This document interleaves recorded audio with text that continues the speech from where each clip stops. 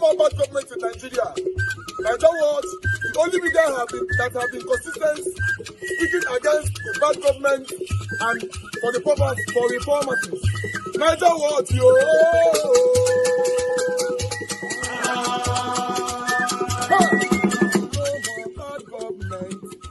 No more bad government. Niger what? No more bad government. Niger what? No more bad government. The only media that have been speaking. No more bad government. The voice or the voiceless. No more bad government.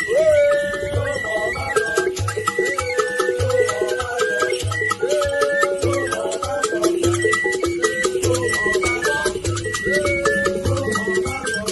Niger what? No more bad government. For the poor. No more bad government. Niger what? No more bad government. Niger what media? No more bad government. No more bad government. No more bad government. In Nigeria. No more bad government. No more bad government. No more bad government. The only media. No more bad government. The number one media in Nigeria. No more bad government. That have been speaking against government. No more bad government. Niger what? No more bad government.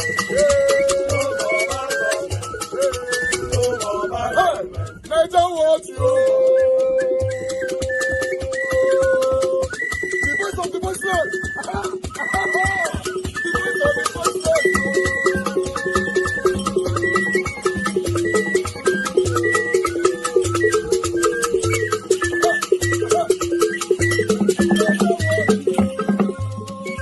Voice for the voiceless. Voice for the voiceless. Niger what media? Voice for the voiceless. Niger watch media. The only media that have been speaking against bad government. Being consistency since 1944. Voice for the voiceless. Voice for the voiceless. Umuwame. Voice for the voiceless. Umuwame. Voice for the voiceless. Voice for the voiceless. Voice for the voiceless. Voice for the voiceless. Voice for the voiceless. Voice for the voiceless. Niger watch you. We have been seeing all you guys have been doing, and he recommending to everyone in Nigeria, saying that you guys are the number one. Niger watch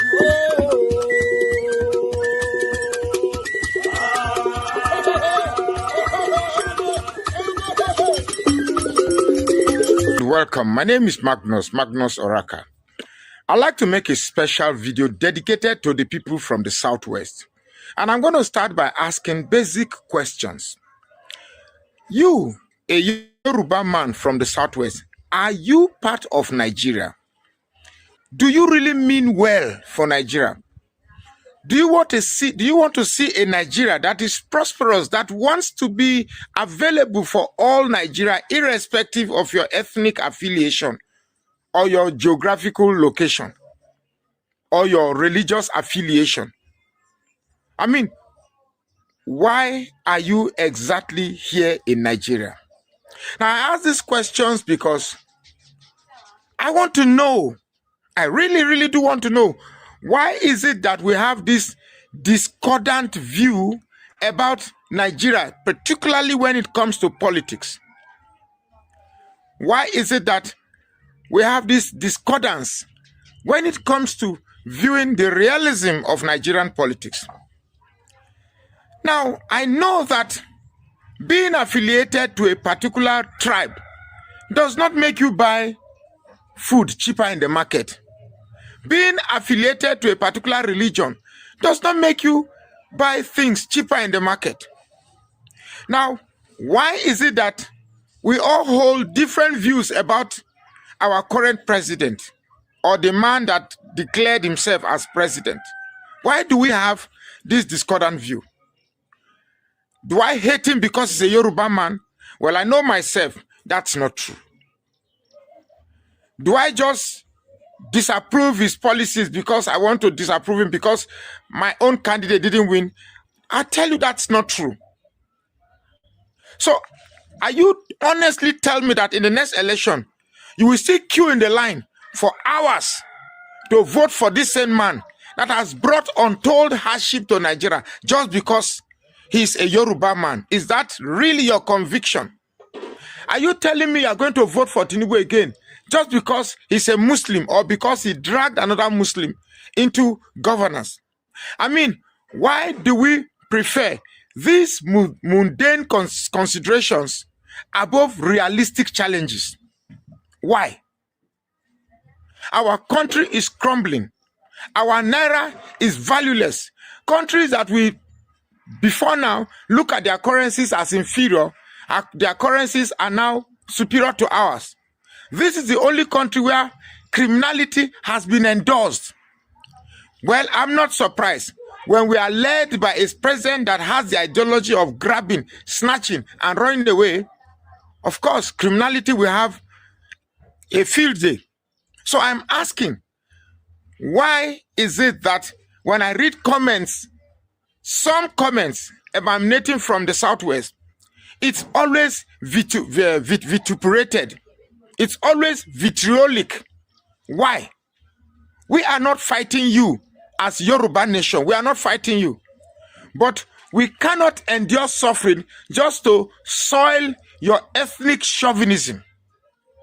We cannot continue to suffer because we want to please you to have that ethnic satisfaction that a Yoruba man is a president. Nigerians have suffered too much, and it is time that the suffering stops. Tinubu is only concerned about his megalomania. Tinubu is using his presidency to satisfy the ego of his megalomania. So why is it that you see a Peter Obi and you feel turned on by your ethnic, let me use the word again, by your ethnic vituperation or your ethnic bias to say, because if any ethnic society have a Peter Obi as their flag bearer, they'll be very proud about him. Please don't tell me that Tinubu built Lagos. Lagos built Tinubu. Lagos built Tinubu. Tinubu didn't build Lagos. Lagos built Tinubu. This is a family of megalomania. People who want power at all means. So I want to be explained to, not to be old fool, stupid man, because that's what you do. Please explain to me why you think this man should have a second time. It is not the law of the constitution that a president must rule 8 years. But I promise you that you are only make us realizing that perhaps our real problem of this country comes from the Southwest. Because I've seen people who are educated, people who are supposed to be rationalized in their thinking because of the advantage of being educated, still cannot fight themselves away or break away from the cocoon of tribalism. Even professors in the Southwest cannot break away.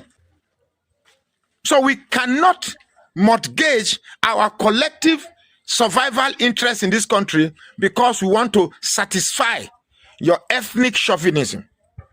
Tinubu is a bad market in Nigeria and has to be voted out. Now, if you think you want to vote him because there's a war against the Yoruba people, I'm sorry. To be a Yoruba person is not a cult that we must protect our own. It's not a cult. If he's bad, he's bad, irrespective of whose tribe. If Tinubu were to be my tribesman, I will vote him out. He's a failure and a disgrace to my tribe. I will give an arm. I will do anything to have a Peter Obi to be an Urobo man. I'll be so proud. I'll be overwhelmingly proud to have a Peter Obi to be an Urobo man. I don't like certain attitude of the Igbo man. I certainly don't do, but that does not mean if something good from that area, I will say because of my bias against Igbos, I will pretend I don't know it. How can you compare Tinubu and a Peter Obi? How? In what world does that rationalize itself? Well, the country is our own. Thank God. There's nowhere a Yoruba man buys bread cheaper than an Igbo man. My name is Magnus Oraka. Please follow this page and share this. All right. Thank you very much, my people. I appreciate every one of you right there. Thanks for your time with us today. Today is Friday, 5th September 2025. Happy weekend to every one of you right there. Mother of all Mommy Diaspora, good evening to you, Mommy. Thank you very much for all that you do. Thanks for always being there for us all. Thank you, Abo Azim, my brother. I appreciate you. Thanks for all that you do. Thank you very much. Pacha Nofema Desta, I can see you. Thank you very much. Good evening to you, James Ome. X-Max, thank you. Prince Aka, thank you, my people. Wisdom Lucky, Gospel, thank you. God bless all. Thank you very much, Michael Abba. Thank you. Osen Gilmede in the building, Dixon Dagbo in the building, Abdul in the building, Debsy right there with us. Good evening to you all. Osagbovo Konga in the building today. Discussion Channel TV, I can see you as well.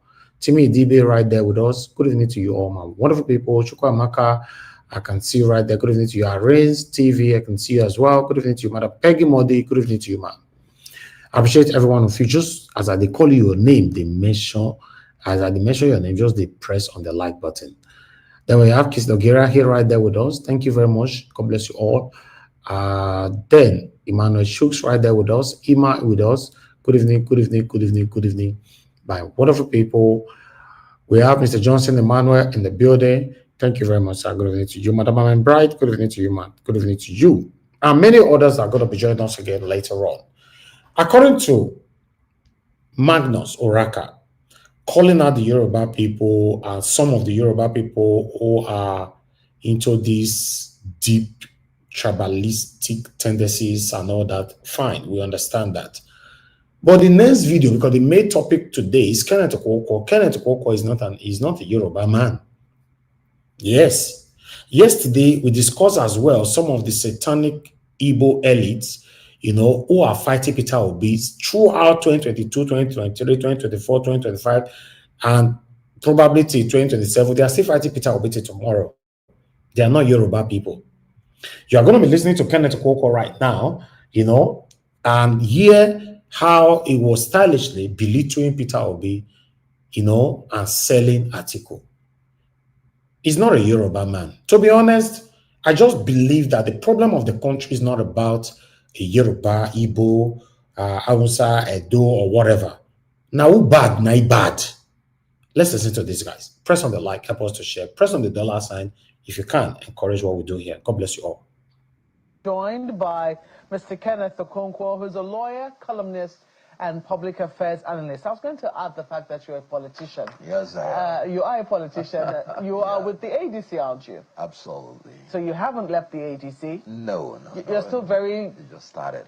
Because there are people who have very strong doubts about the viability of this ADC, and they're unsure about what exactly it really means. Is it really a coalition? They had come out as a coalition, but it now appears that they're just a political party standing by themselves.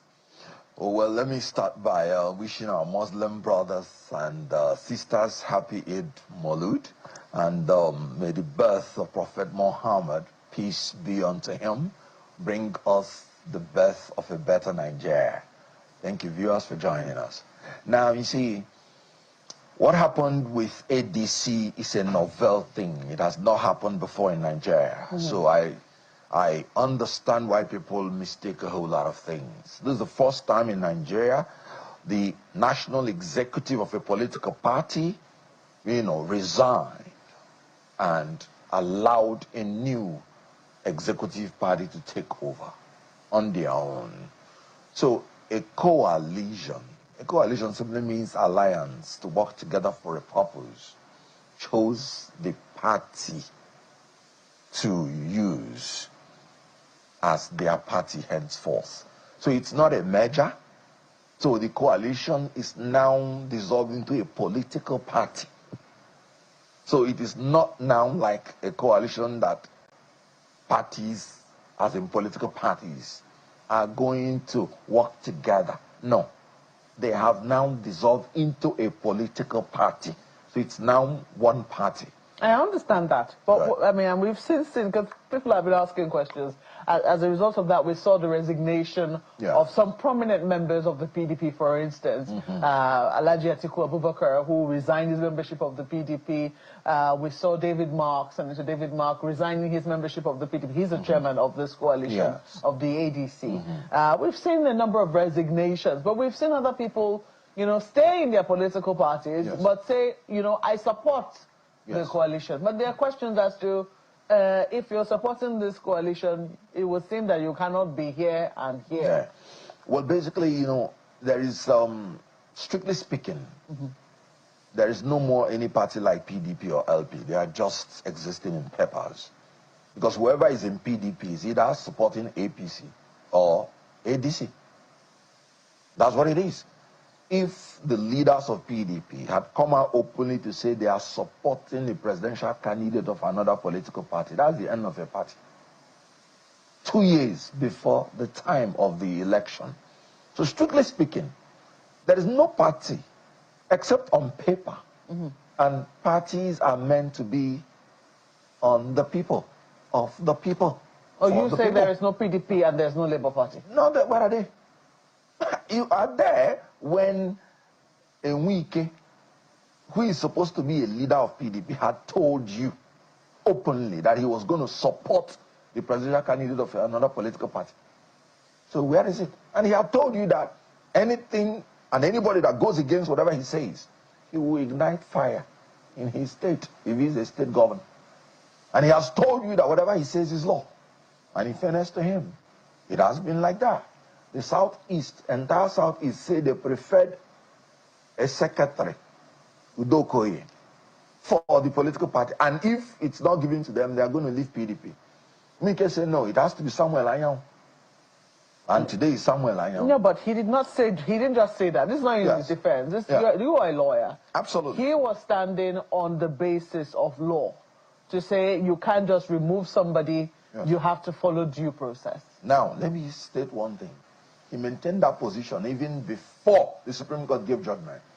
And what the Supreme Court simply said in the judgment is that the political parties have the right to choose whoever they so choose. And the court has no jurisdiction to interfere in what any political party has decided. How does this judgment mean that it is now Samuel Anyang? Strictly speaking, as a lawyer. So you see, you have a way when you are the power broker to interpret the law to suit yourself. So be it. What about the other things he's saying? Is it not crude anti-party to say you're supporting the presidential candidate of another political party in the coming election? No reason. In 2023, he will pretend and purport that he had a reason. In 2027, what's the reason? And he has made it open. So there's no party like PDP. So PDP, by Wike, who is their leader, has already chosen their presidential candidate. Okay. And they have zoned the presidential ticket to him. And that's Bola Ahmed Tinubu. I think that the PDP can defend themselves on this. But let's take No, I wish them well. Let's take on the Labour Party. Recall that some members of PDP have said that if you are in PDP and you're supporting APC, they also have the right to be in PDP and support another political party.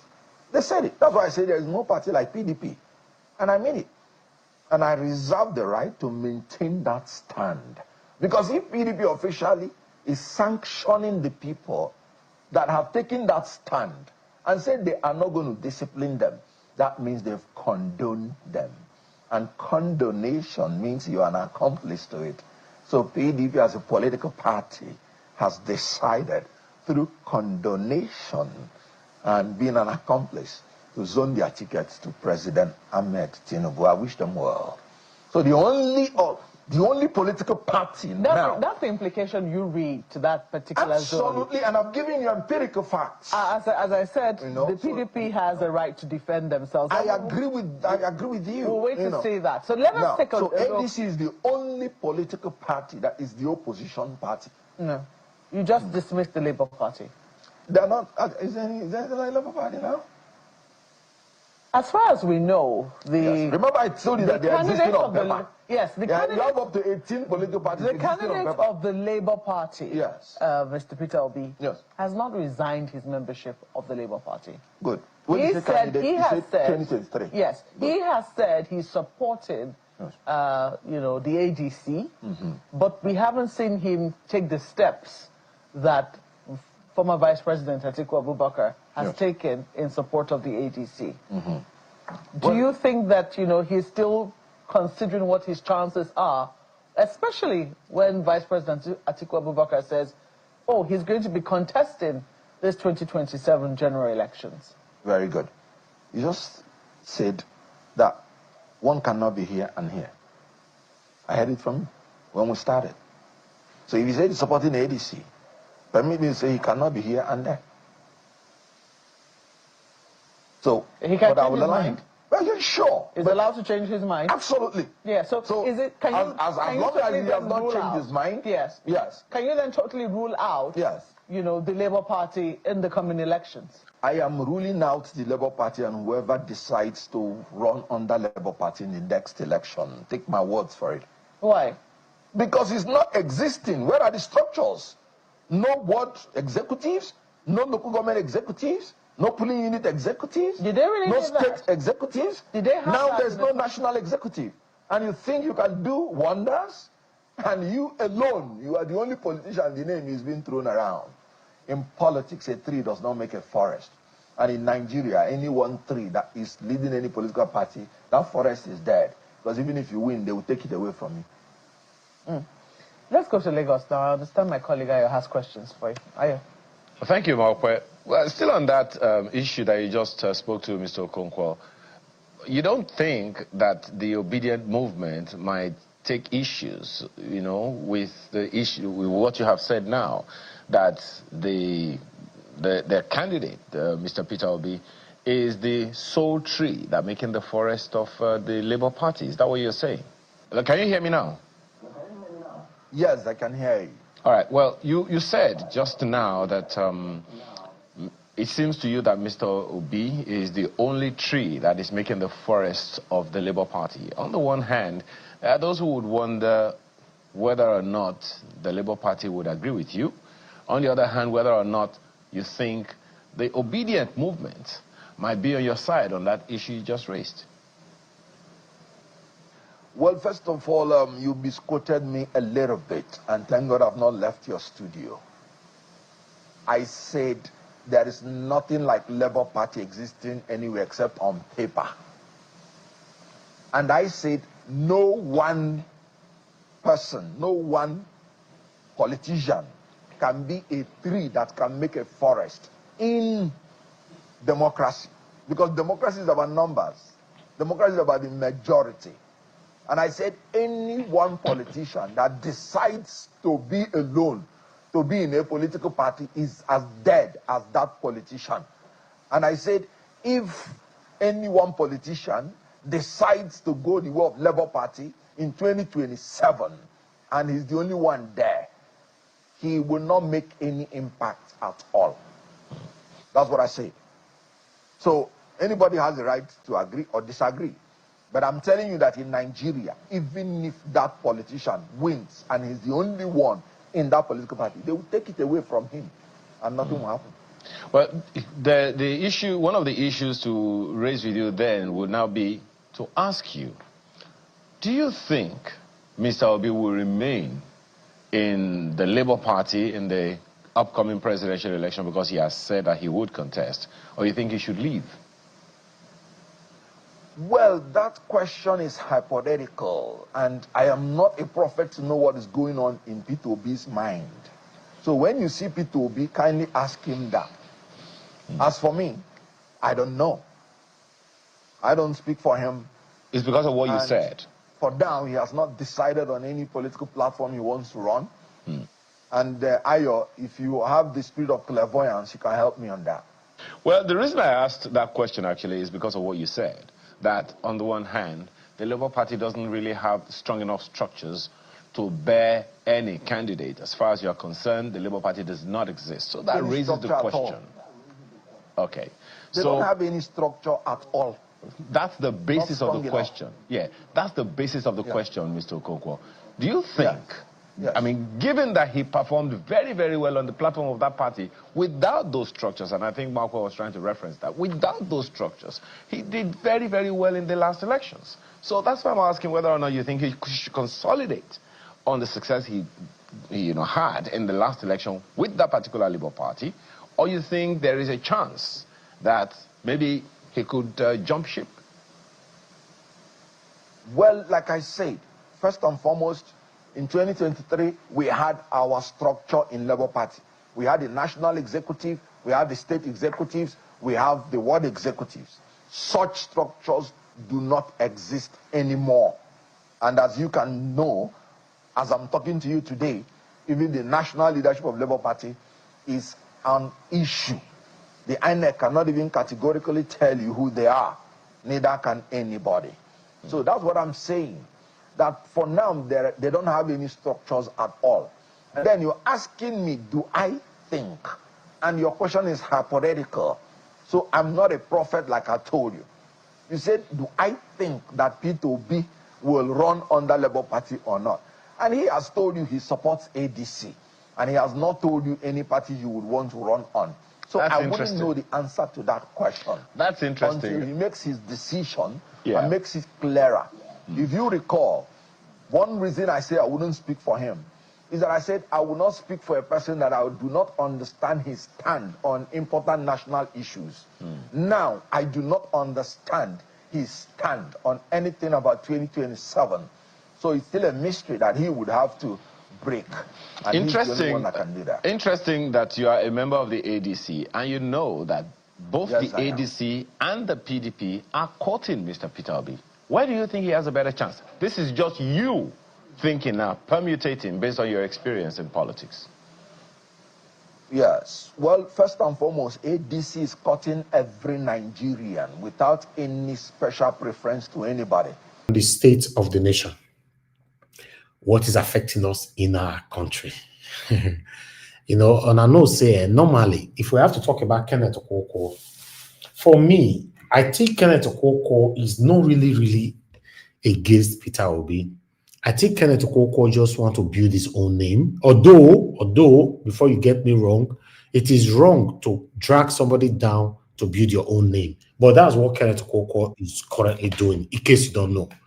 He's building his own name by dragging Peter Obi down, which is very wrong. But let me take it. Mr. Joseph Orji, thanks for calling in, sir. Please talk to us. Hello, Mr. Obi. Yes, sir.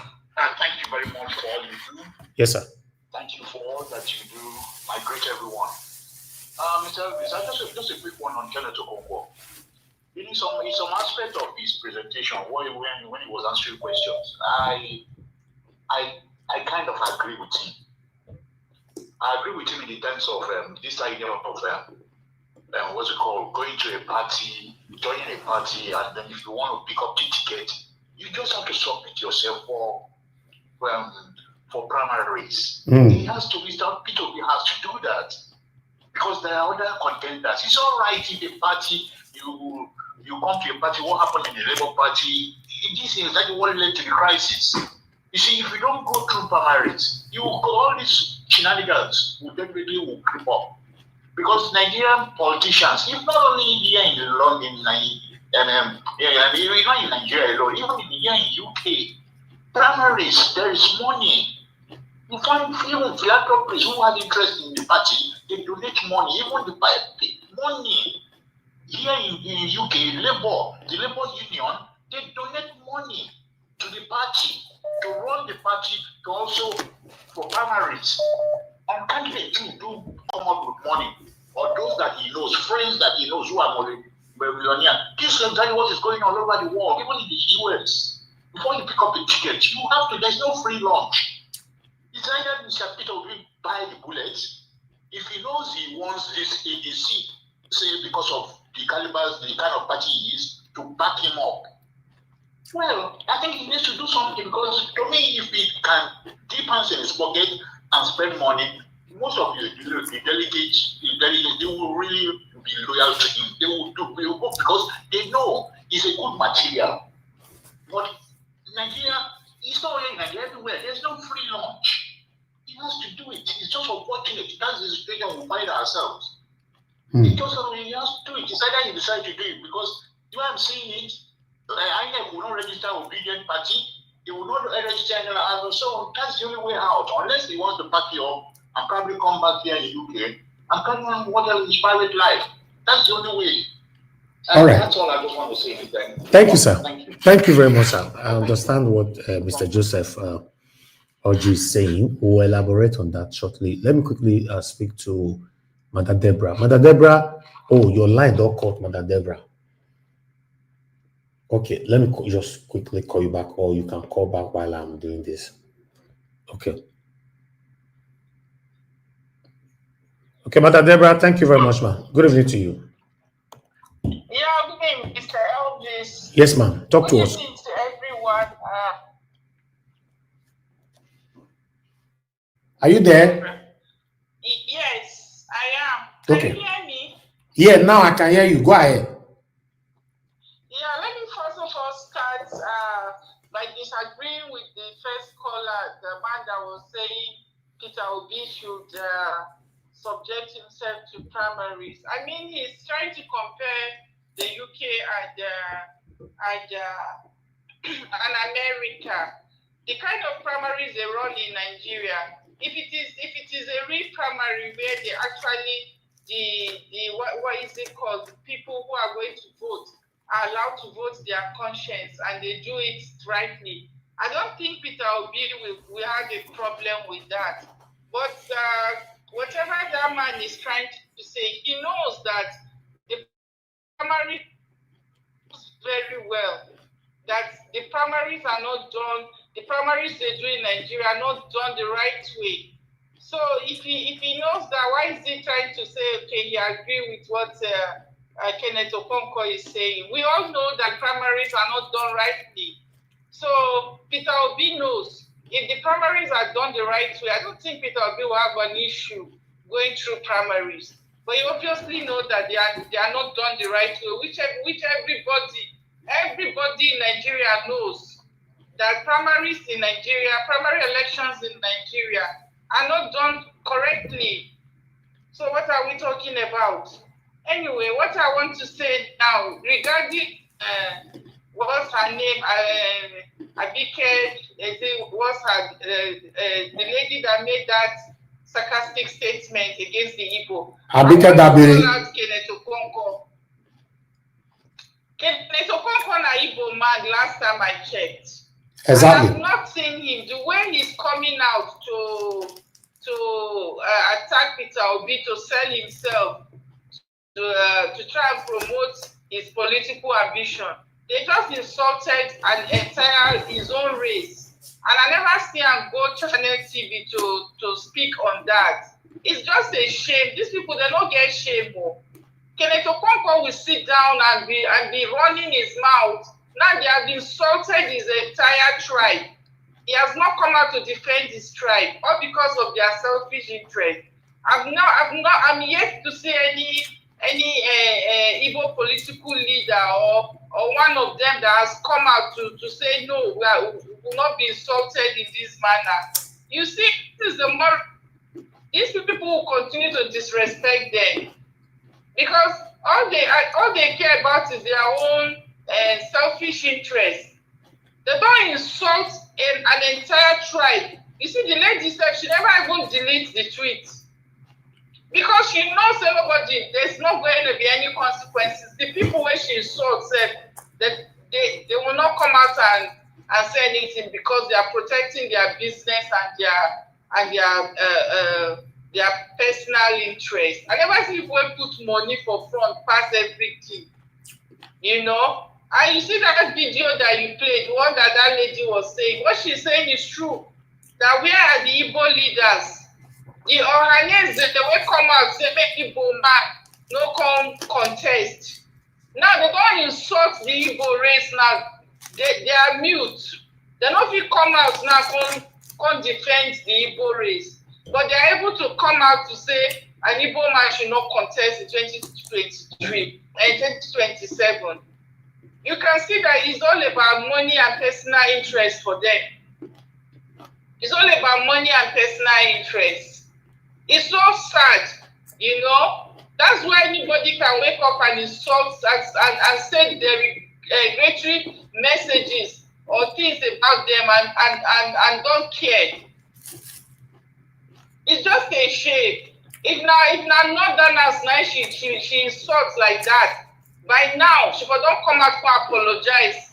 If you not even reach 2 hours before that tweet will go down. But of course, Kenneth Okonkwo is there running his mouth. Let me remind him again. They just insulted your tribe on Twitter.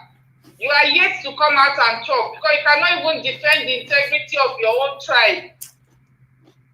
You cannot defend the honor of your own people. All because of selfish interest. If not to insult Peter Obi or to bring Peter Obi down, now his mouth go white. You will come out, they talk. You will come out and be talking. But come now and defend the honor of your people. You are nowhere to be found. Or is he saying he has not seen it, or he has not heard about it? I thought he would even say something about that. But shamefully, he did not even mention anything about that. He seems not to know what is going on. Maybe he don't forget, or you know, hear waiting they happen. It's just a shame. You know, all the time they talk person hand. That's why sometimes. Madam Deborah, you are saying that maybe you don't hear waiting that they talk and all that. Kenneth Okonkwo is far. He didn't say anything now. Yeah. That hold on. Kenneth Okonkwo is too far away. What about our Igbo people that is on this platform? What are they doing about it? Did they say anything about it? So you need to generalize all of them, not only Kenneth Okonkwo. I believe these people are too quiet for this continuous attack. They are just quiet. We don't get Igbo people who follow us. This is our whole platform for you. What did they talk?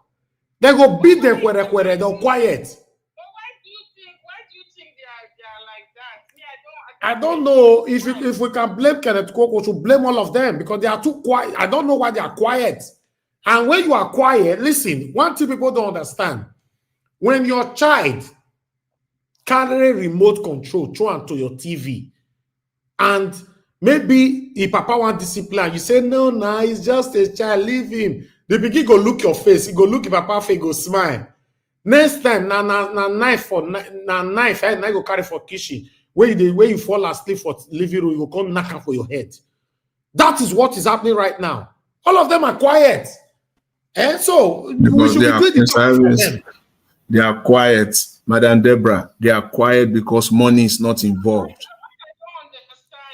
If money is involved. Mr. Jonathan is saying, Mr. Jonathan is talking to you. He said they are quiet because money is not involved. If money is involved, yes. You are right. I think I agree. Because the last time the Ohanese were quick to come out because probably Tinubu has offered them something, and they were quick to come out to run their mouth to say no Igbo man should contest. But now they have insulted Igbo race and called them out like that, and I've not yet seen even a single post from the Ohanese. You know, it's so shameful. Honestly, all right. I'm really, really ashamed for them because I know that there's no any other tribe in Nigeria that will put up with that kind of insult. And why they are putting up with that is just something that I cannot understand. That because of money, you're ready to sell your honor for because of money. I don't get it too. I think thank you, Madam Deborah. Issue that they need to address. Thank you so much, Mr. Elvis. Thank you so much, man. God bless you. Thank you. All right, Madam Rita, please talk to us. Good evening to you. Yes, Mr. Elvis. Yes, good afternoon. I just coming in now because I was listening to, I don't know what you've played, but based on what you wrote, I think I have an idea. And what Madam Deborah, good afternoon, man. Nice hearing your lovely voice. What she was saying about why Kenneth Okonkwo is not responding to that recalcitrant Akelere that said he looks like a monkey. You know, there's a time that Kenneth Okonkwo, I remember, I don't know if something happened to Peter Obi or somebody said something about him, and he made a statement. He said, when you buy a madman, that is when you will know that he has a brother, right? So I just wanted to continue from when Madam Deborah stopped. That's why I called. I just want to say, we are fools. That will be my preaching from henceforth. When people start calling you fools, maybe they say it repeatedly, then you now realize what they're talking about. The same people from the Eastern Bloc, the same goddamn people will still praise Abike Gabri, including the Mr. Kerele on Twitter that actually made the comment, and what's her name? Madam Nitcom supported it by a laughing emoji. They will still praise her, put a red carpet on her. She will go to the east, they will hug her and kiss her. She will come abroad. The same community will invite them to their barbecues. They are fools, and you guys will continue to be fools. Continue to be fools until you open your eyes and stand up for what is right, and stand up against people who are recalcitrant, people who are dividing us. Until you do that, you are goddamn fools. Thank you, Mr. Elvis. Thank you, ma'am. Thank you, Madam. All right. To be honest, my people, you don't allow your enemy to continue to oppress you. To be honest, I don't know who will be their enemies, but still, you don't allow it. For me, so if you talk to me, I go give you 10 woto. 10. Before you drop one, you don't collect 10 for your head. And it is we did here to say, okay, you just need to be responsible and practice professionalism and all that. Not the see Rufai Hosseini give them, although Rufai Hosseini really did well. He give Abike that very woto. Not be small. But nevertheless, I appreciate every one of you. I'd like us to start talking. Let me start with Mama Esho.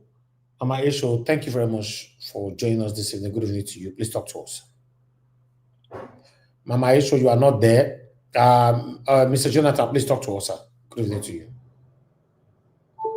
Okay, Mr. Elvis.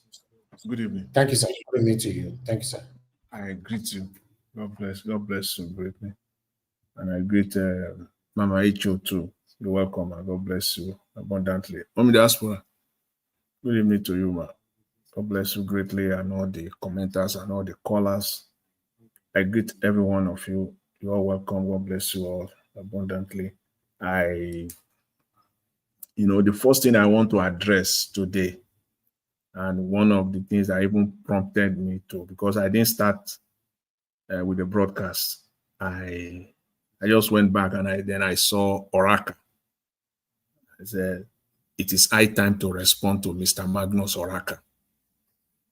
I think it is high time to respond to him. Mr. Oraka, you don't know what you are talking about. You are ignorant. And I know that somehow you will listen to this. Because I know you listen to Niger Watch. Somehow.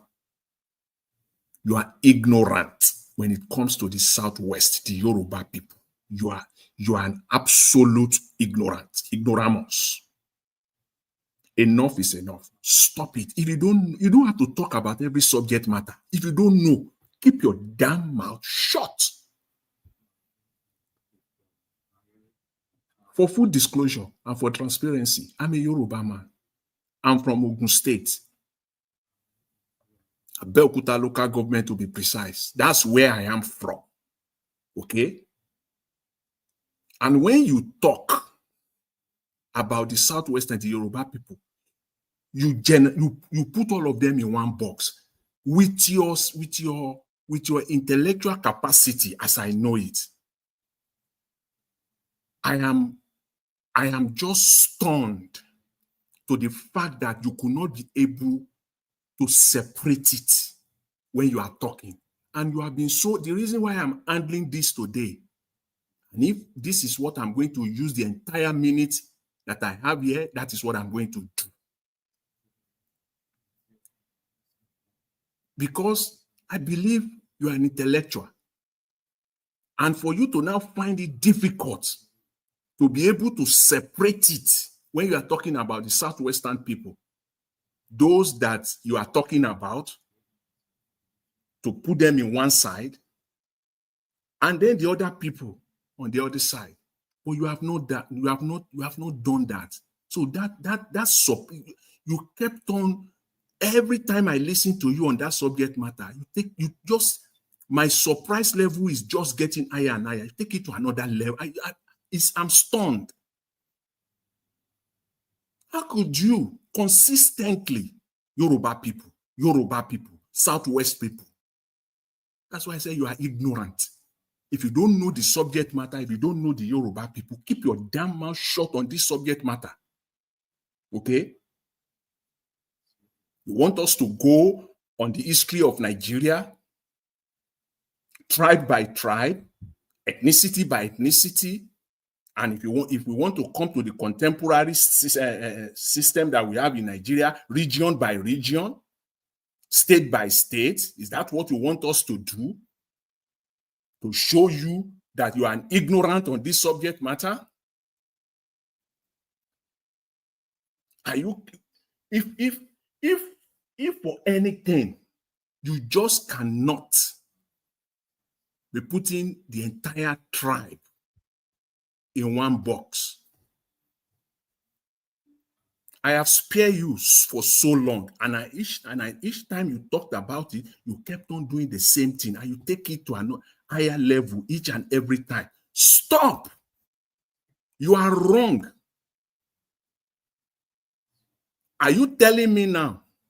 Let me take it one after the other. Number one, are you saying now that the problem that Nigeria is facing, the entire problem, the Yoruba people are responsible for all the problems that Nigeria is facing right now? Because that is what you are alluding to. That is exactly what your submission has been consistently. If you don't know, no. That is, listen to yourself when you are talking. You are an adult. I categorize you as an elite. But it seems that you are not even close to be characterized as such. Are you, because each time you talk about this subject matter, from your own conclusion, is that the entire problem that Nigeria is facing today, the Yoruba people are responsible for it. If you listen to yourself, that's what you are saying. Over and over and over again. Number two, are you telling us now that the reason why the Yoruba people that are supporting Tinubu is primarily because of hunger, that they are hungry? Listen to yourself when you talk. It is not so. Many people that are supporting Mr. Tinubu, they are well-to-do. It is not hunger. Many of them are many of them are well-to-do. So it has nothing to do with hunger per se.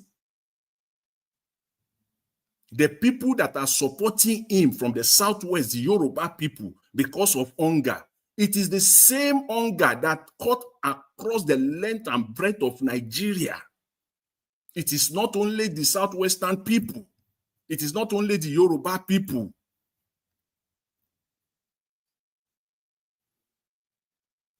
The reason why I say you are ignorant. Are you saying now that the Yoruba people are supporting Mr. Tinubu just because Mr. Tinubu is the president of Nigeria? That is because he's a Yoruba man? I submit to you, that is not the case. That is not the case. It's not because Mr. Tinubu is a Yoruba man that they are supporting him. The same way you see an Igbo man supporting Mr. Tinubu is the same reason why Yoruba man, those Yoruba people, the southwestern people, are also supporting Tinubu for their own reasons, selfish reason, self-centered reason, psychophancy is the same. Don't just say the Yoruba people, Yoruba people, Yoruba people. I think you should stop it. If you want to handle the issue, speak specifically to people, pick them out, individuals, pick them out and address them. Don't box all the Yoruba people. Don't put all of them in one box and be talking to them. No, don't do that. You are wrong. Mr. Oraka, you are completely wrong. So every submission you have made on this subject matter are all wrong. You don't know the Yoruba people. You do not know the. I will even suggest, which of the Yoruba state have you traveled to? Which of the Yoruba, because you never alluded to that fact, which of the Yoruba state, which of them have you actually, which Yoruba community have you lived in your entire life, Mr. Oraka? Which?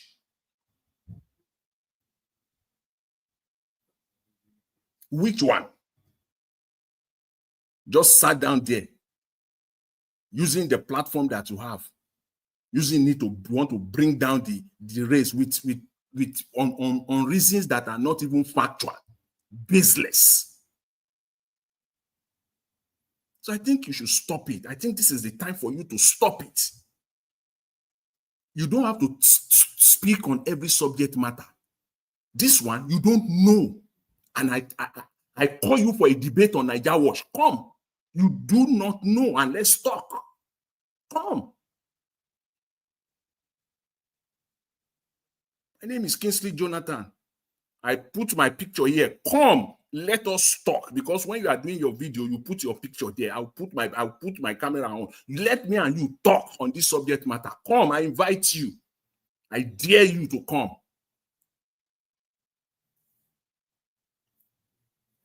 You got to stop it.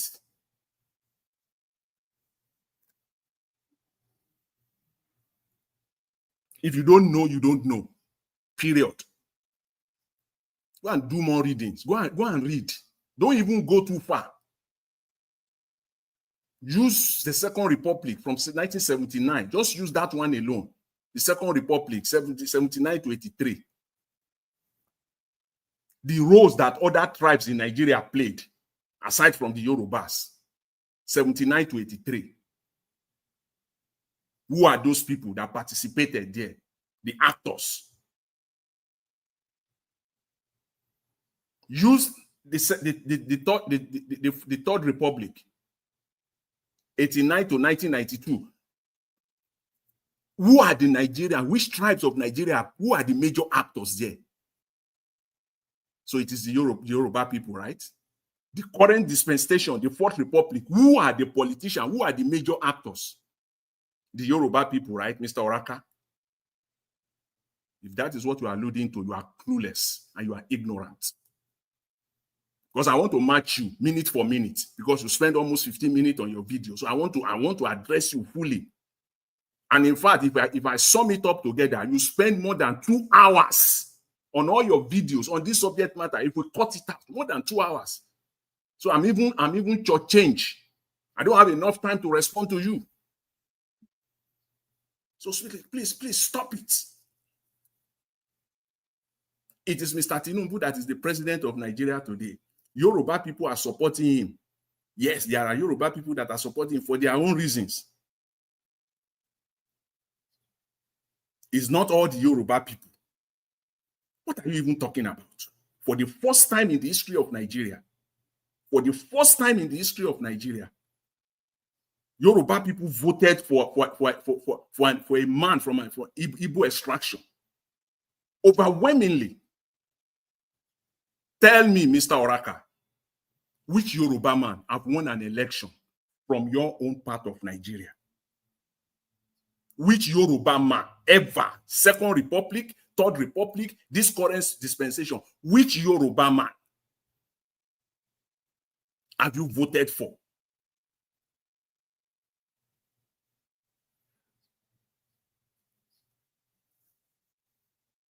Forget about Obasanjo. Forget about Obasanjo. We know the politics that played out there. So if you are talking, I'm talking as a man that has full knowledge and well informed on the subject matter. Forget about Obasanjo, 1999 to 2007. Forget about that one. Did you people voted for Tinubu in 2023? Your region, did you vote for Tinubu? The Yoruba people voted for Mr. Peter Obi overwhelmingly. Overwhelmingly. Take out the rigging. Take out the rigging so they know what they are doing. I'm not going to trash my people. When they are wrong, they are wrong. But on this one, you are an ignorant, Mr. Oraka. Complete ignoramus.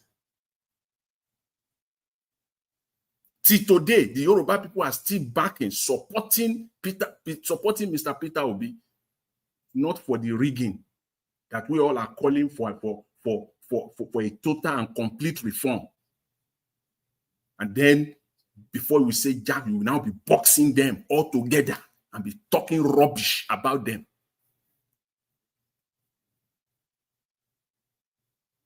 Which of the people from where you come from? South.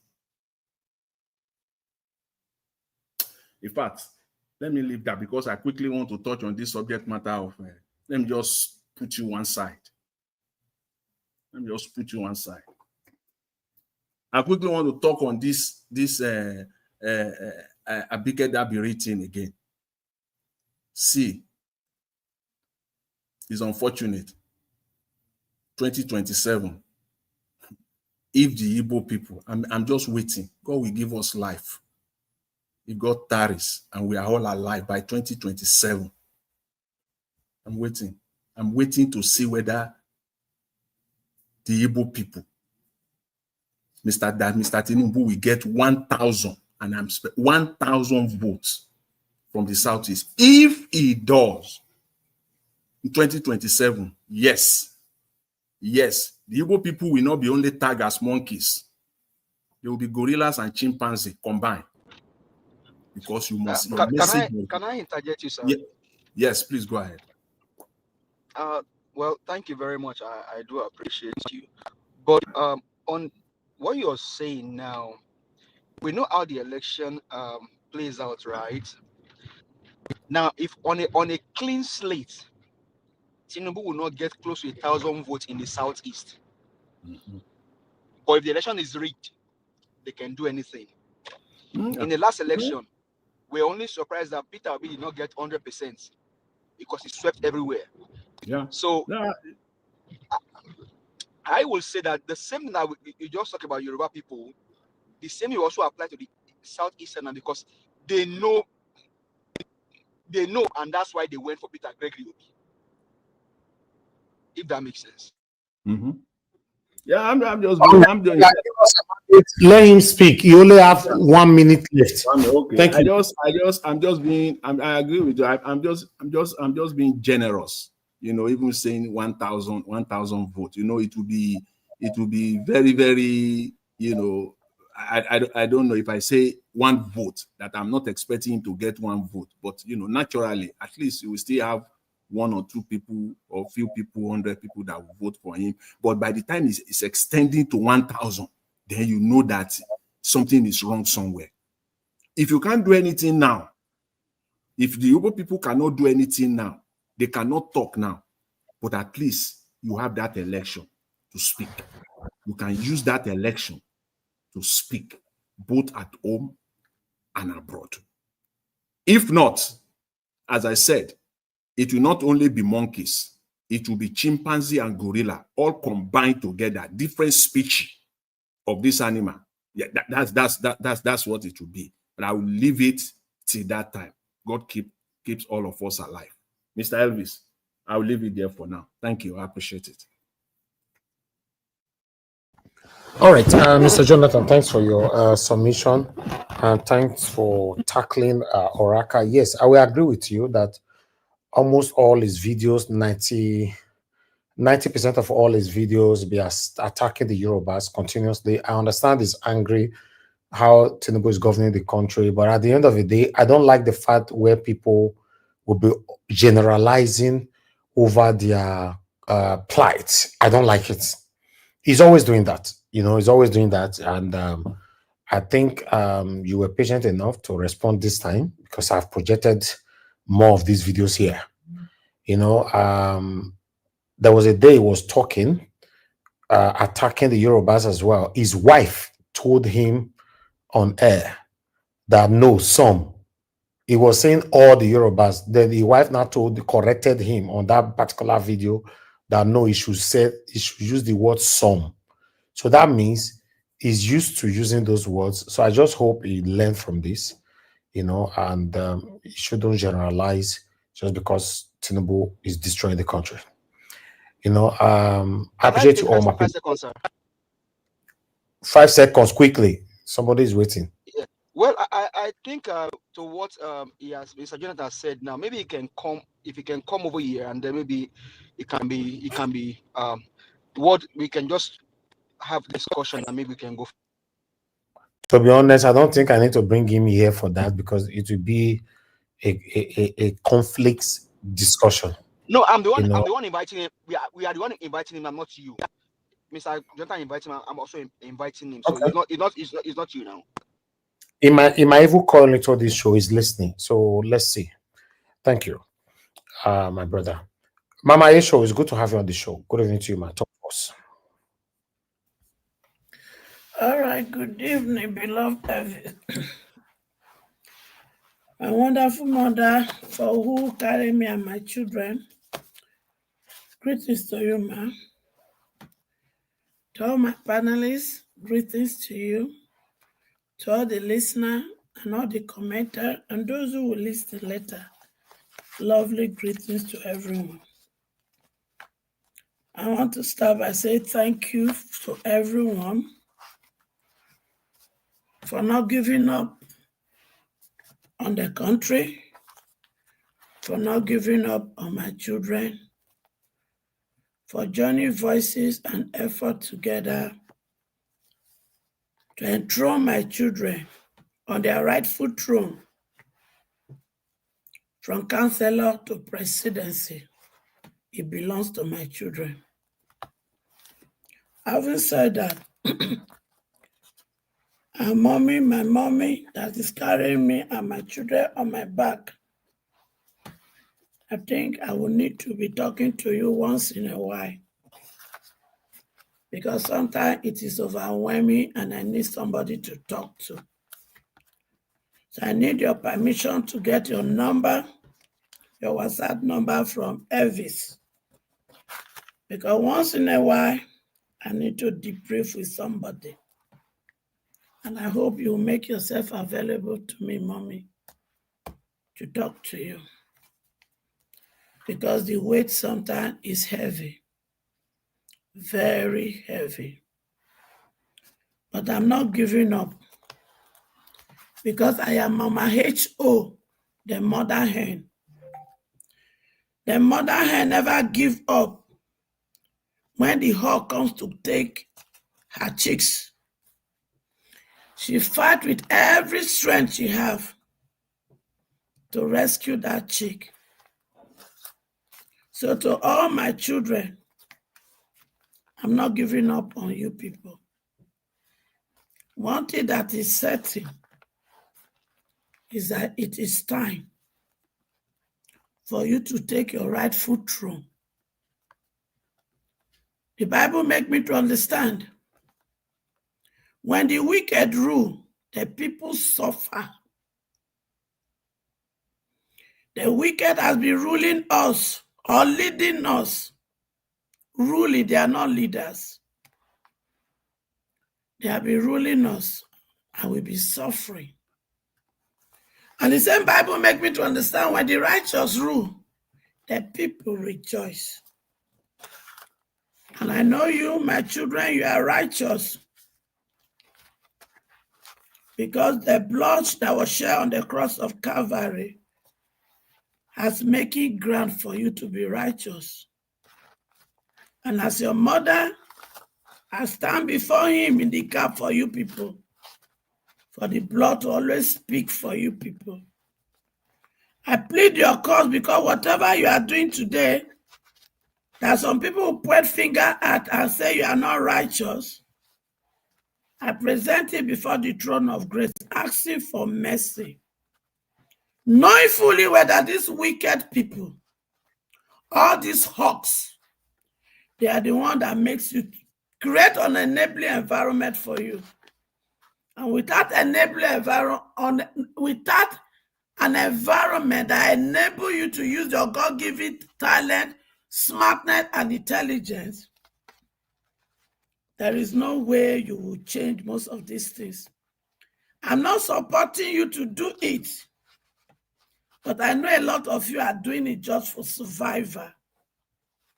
And because the Lord is not okay with it, and me, your mother, is not okay with it, that is why we have to fight hard to bring the right leadership into the throne of Nigeria's seat, so that an enabling environment can be given to you, so that you can use your God-given talent, smartness, and intelligence to do the right thing.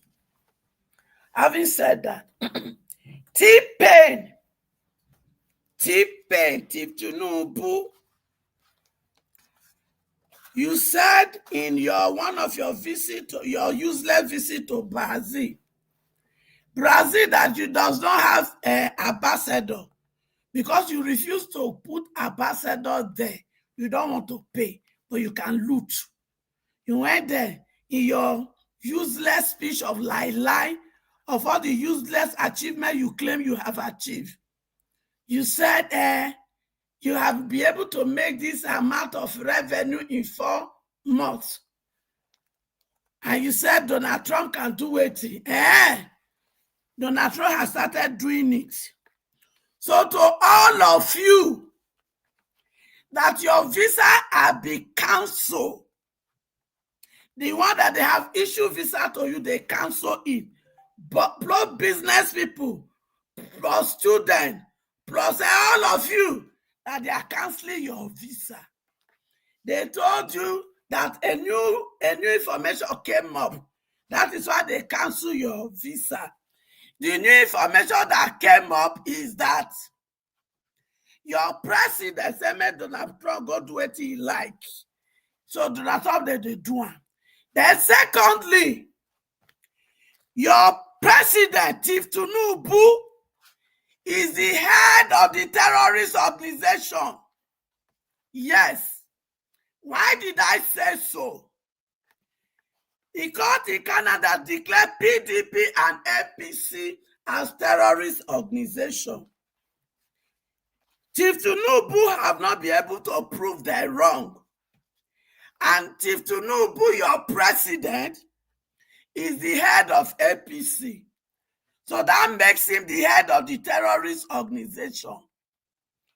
Nuru Badiru, you put a policy in place that makes you people to be paying the Boko Haram salary. Boko Haram that took life of people, that dropped them from villages. You pay them salary. You put a policy in place. So that makes you too a head of terrorist organization. You are a terrorist. Nuru Badiru. Then, according to El-Rufai, you people pay bandit terrorists 1 billion naira as ransom. That qualify you people to be the head of terrorist organization. And those of you whose visa are being cancelled, you cannot have Chief Tinubu as the head of terrorist organization, and you will expect my president, Donald Trump, to admit you in US so that you will come across terrorists here? No way. So stay for Nigeria and begin to enjoy your terrorism. The chief of army staff, Christopher Musa, you are also a terrorist. You are a terrorist organizer. You leak information to the terrorists, and you send my children, the soldiers, and they ambush them, and they take weapons from there, and they buy many of them, and you have never even been able to be bold enough, you coward, to tell Nigeria how many of our army you people waste in the forest. Can't you see, people, you are evil and wicked? See the Musa, they buy weapons with taxpayer money, and you donate them to Boko Haram and terrorists. And they use the same weapon to buy our children. You people are evil. You are a terrorist country. Donald Trump, thank you, but continue to do it. Donald Trump, I have one request of you, because Nigeria is not ready to continue like this. Why will you grant me this request? You have to grant me this request because the president of Nigeria has created an unenabling environment for the youth. A majority of the youth, they are into the internet. Doing what? They are doing what they call romance scam. And who are they scamming? They are scamming your women here. Your lady in US. A lot of them has fallen victim into it. So that is why you will grant me this request. Donald Trump, please tell your FBI, tell your CIA to release the record of Tinubu Bola Ahmed, the terrorist leader of Nigeria that claimed to become president. Let them release that, because he must not qualify, he must not contest in the next election. If his record is clean, then he can contest.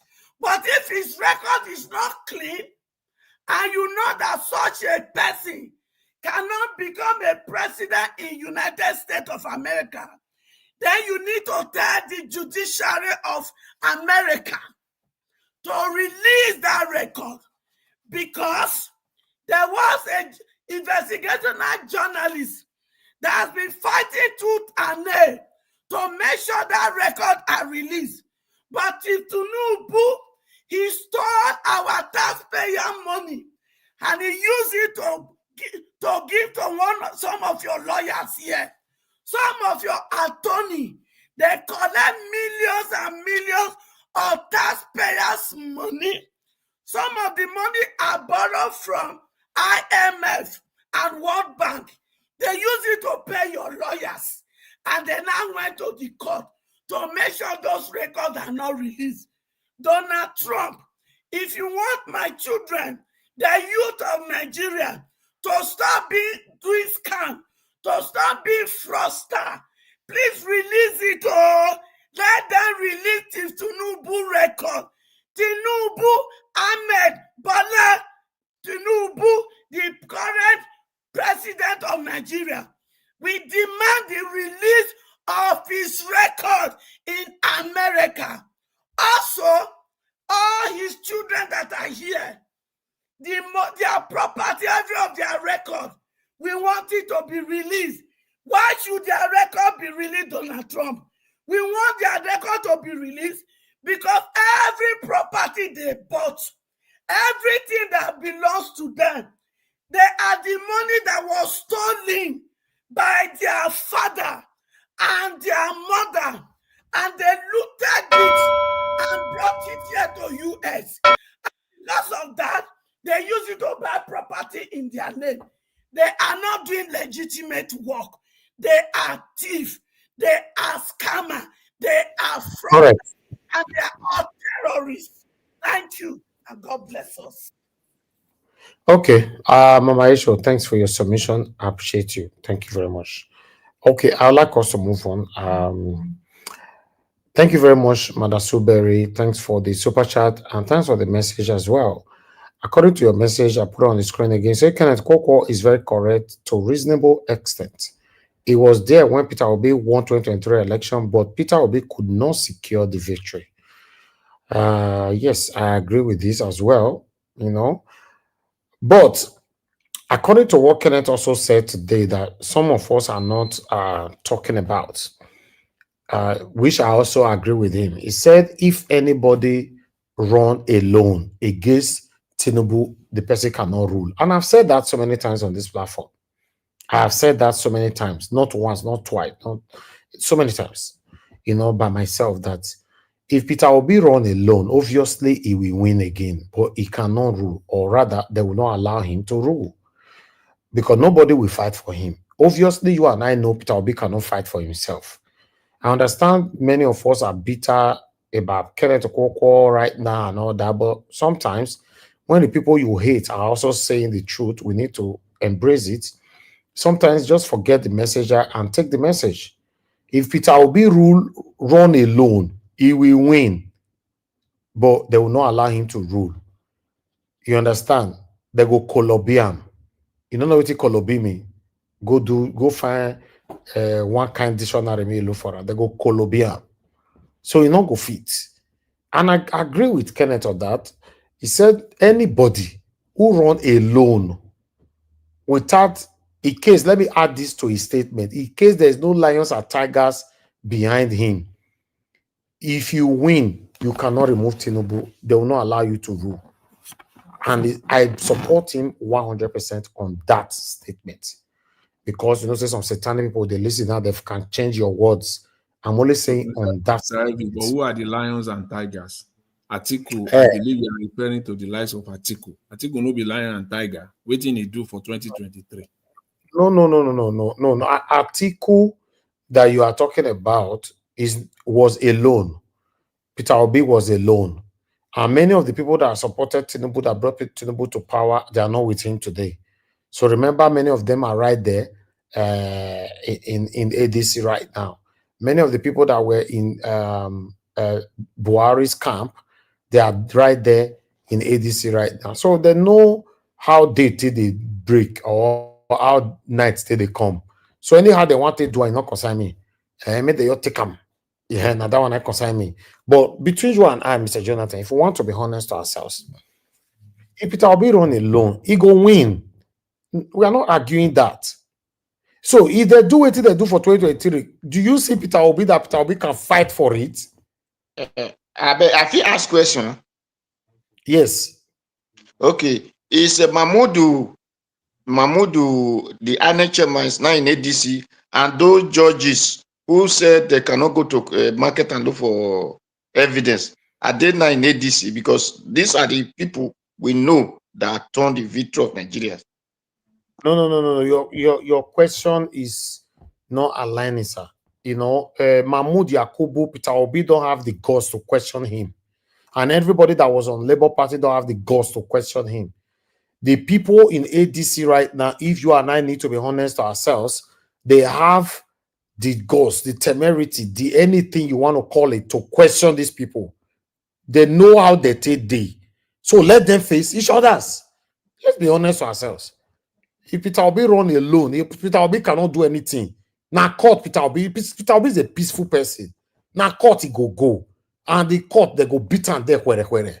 Let's say it how it is. They go beat and where. Una go push on now with all this on a statement. Peter Obi, run along, do it alone. He go win. And many of una go to fight for keyboard for social media. We will not do anything. The Nigerians will not engage the streets. They will not do anything. They are cowards. Let's say it how it is. Cowards. That's who they are. Now only a keyboard now they get power. So, in fact, let's move on. Call on the next person to talk to us. Thank you very much, my people right there. Give us a minute. Are you available to speak now? All right, Madam Patricia, please talk to us, man. Good evening to you. Okay, good evening, Mr. Ellis. Thank you, ma'am. Good evening, Nigerians. Good evening, Mommy Diaspora. Please like and share the broadcast. Also, hit on the dollar sign. Thank you so much. And of course, all the panelists was present here and those that have been keeping this platform going. Thank you so much. God bless you all. I came in because I heard what Mr. Kenneth Okonkwo was saying, which I will also agree with him. Yeah, I will agree with him to some extent because I don't see anyhow where power is served a la carte, you know. I don't see anywhere that is done. And we It's like everybody wants to go to heaven, but nobody wants to die. Nobody wants to play the game, but everybody wants to be at the right place. So I don't know how that's going to happen. We'll look at. Nigeria. How are you? Bella, show some DS. Please, mute yourself, Mr. Jonathan. Thank you. I've done it. Okay, thank you. So I don't know how people want to get somewhere without actually taking the necessary steps. 2027 is not going to be like 2023. It is not. We already see the handwritings on the wall.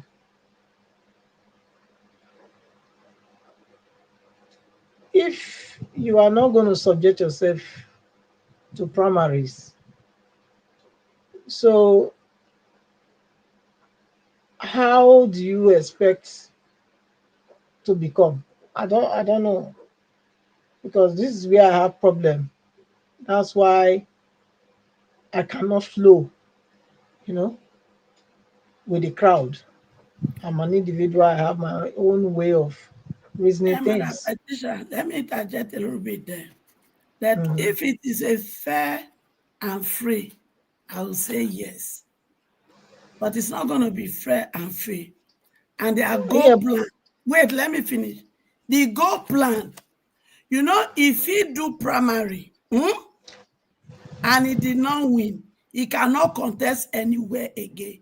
Their goal plan is to make him partyless. That is the game. So, Mr. Peter Obi, move out. If it is primary, get out of that place. I get your point. Let me continue, please. Let me continue.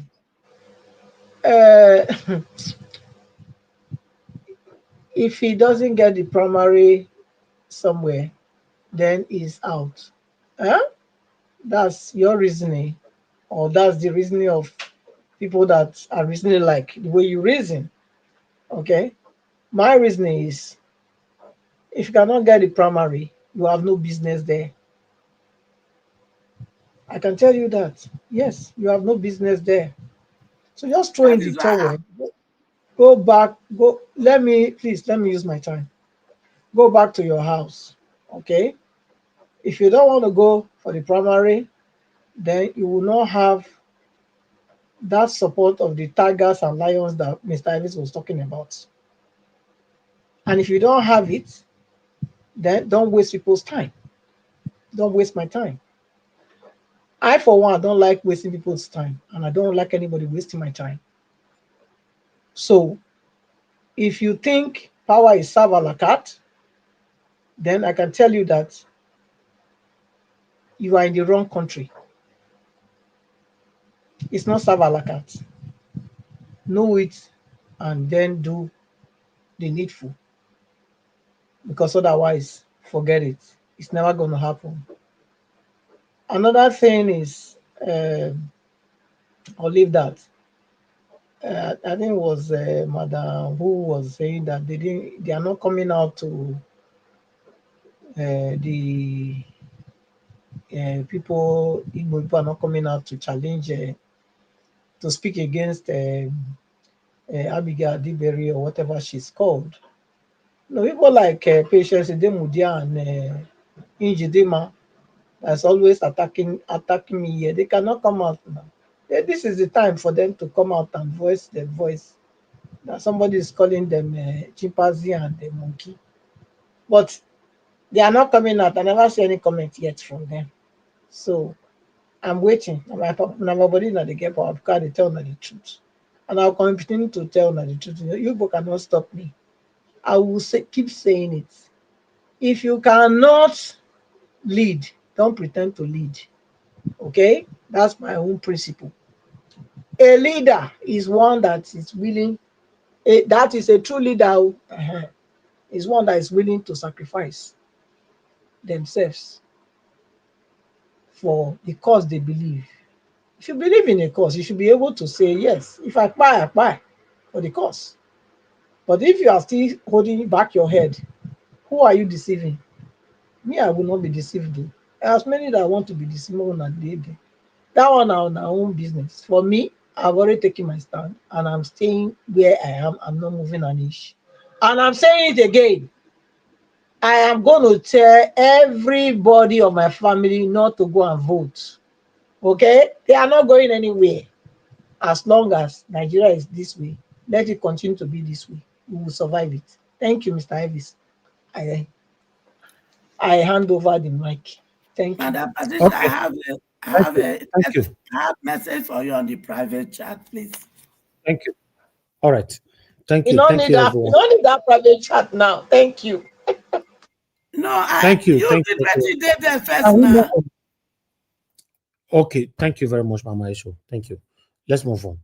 I would like to hear from Mr. Alabo. It's good to have you on the show, sir. Good evening to you. Talk to us. Thank you, my brother. God bless you for what you do. Good evening, Thank sir. Good evening, everyone on the panel. And good evening, Nigerians. God bless every one of you. Let's keep speaking up and speak truth to power. That is the only way we can win this battle. And united, we can stand. Divided, we will continue to fall for this criminal element. So, Nigerians, I just want everyone to please help us. Let's unite and fight against these people. Their plan for us is what? For us to be divided. But I want to remind us one thing. If we stand together, we will surely defeat these people. There are few people, I will keep saying it. There are just few set of people. But it's only when we unite, we can take these few people. These few people, they have occupied our institutions. They have taken so much time, long time, and put in their criminal structures in every institution in our country.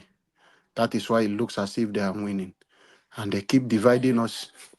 Even when you get to some places in the community, there are people like there. You get to churches, there are people like there. You get to the mosques, there are people like there. They are controlling a lot of places. So they will divide you along ethnic line. They will divide you along religion. Even in the political party, student union, in anywhere you find yourself, they have entered into all those places. So they will continue to divide, cause confusion.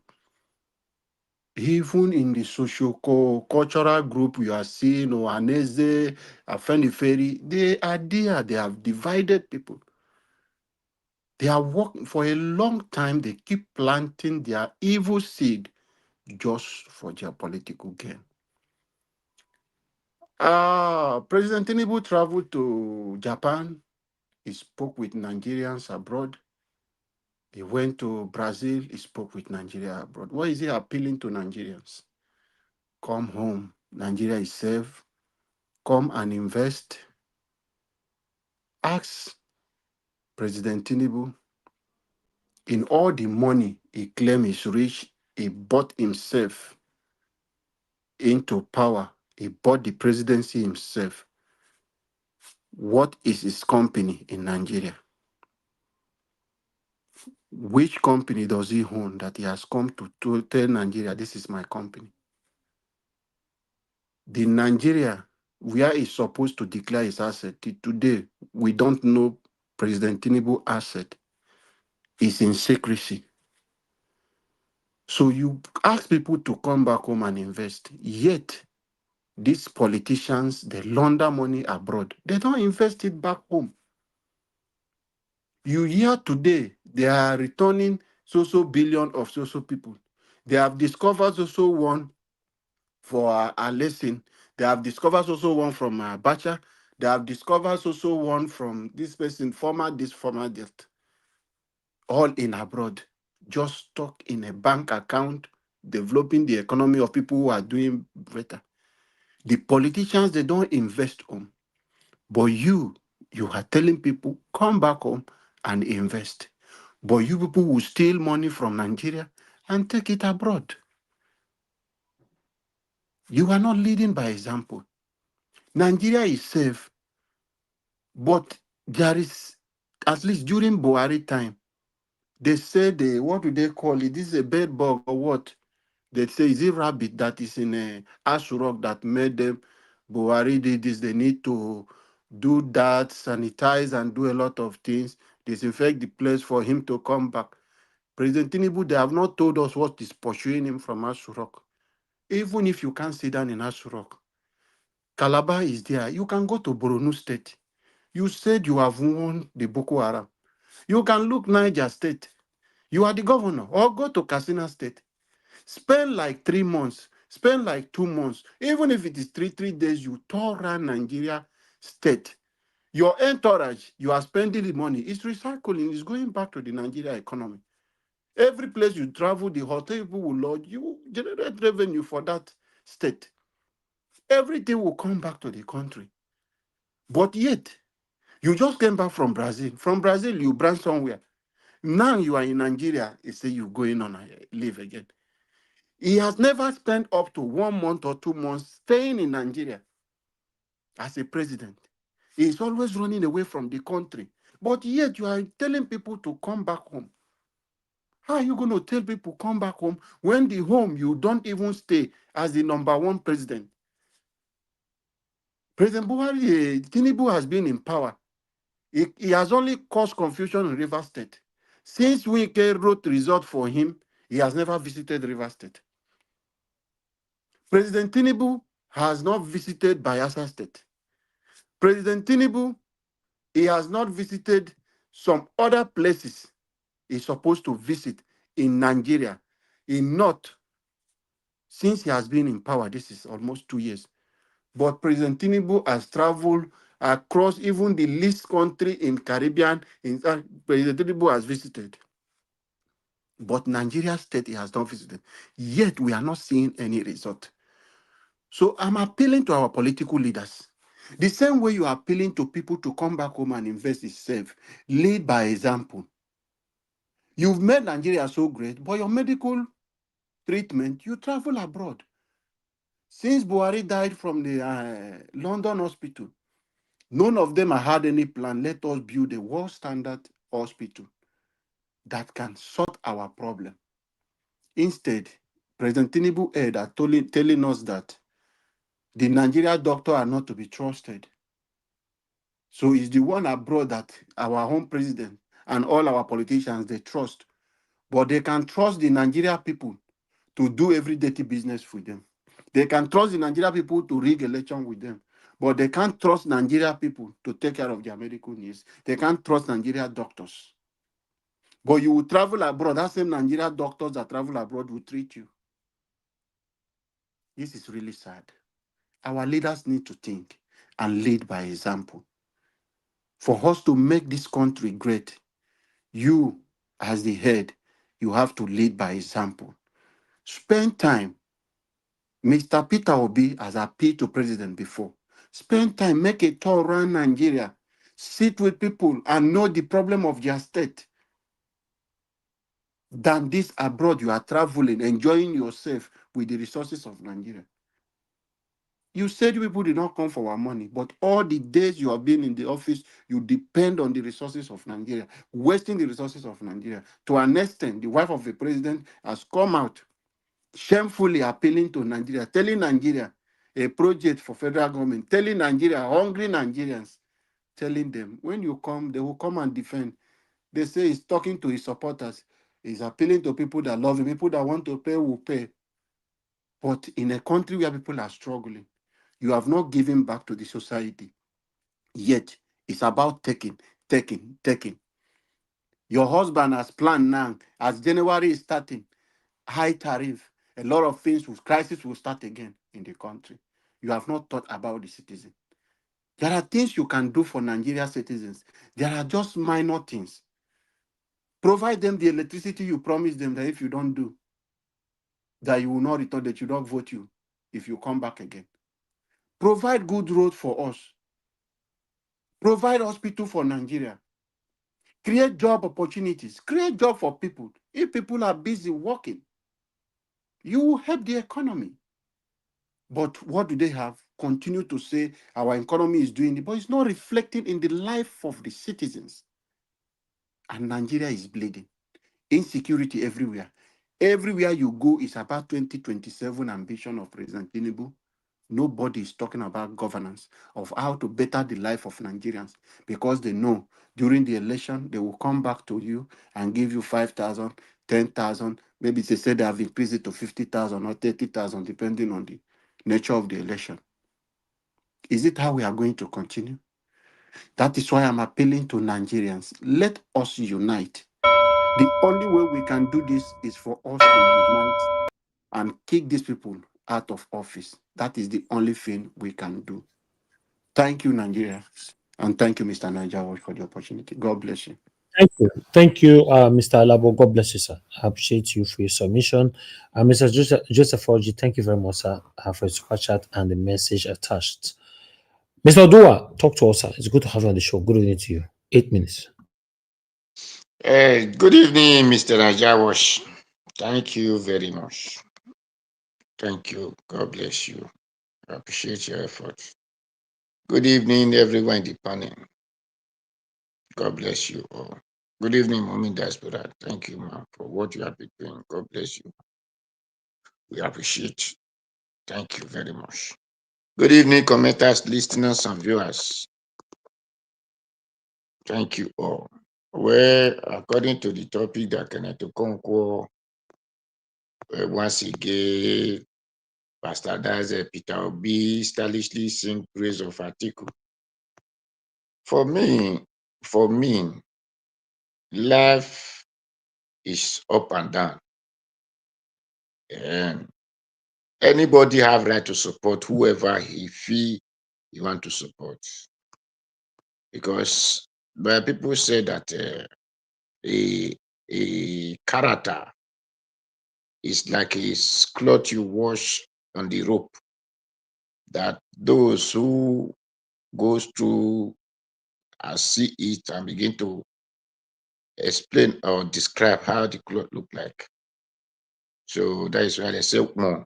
We knew one when I tell you veno ilawode or TV no year. So Kenneth Okonkwo shows the dignity he has or his reputation that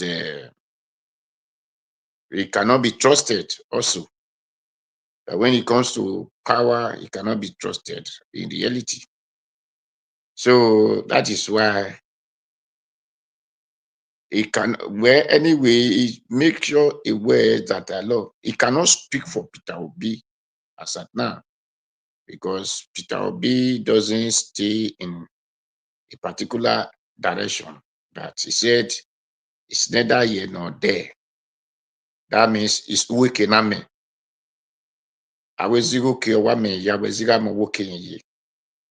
Anyway, if Labour Party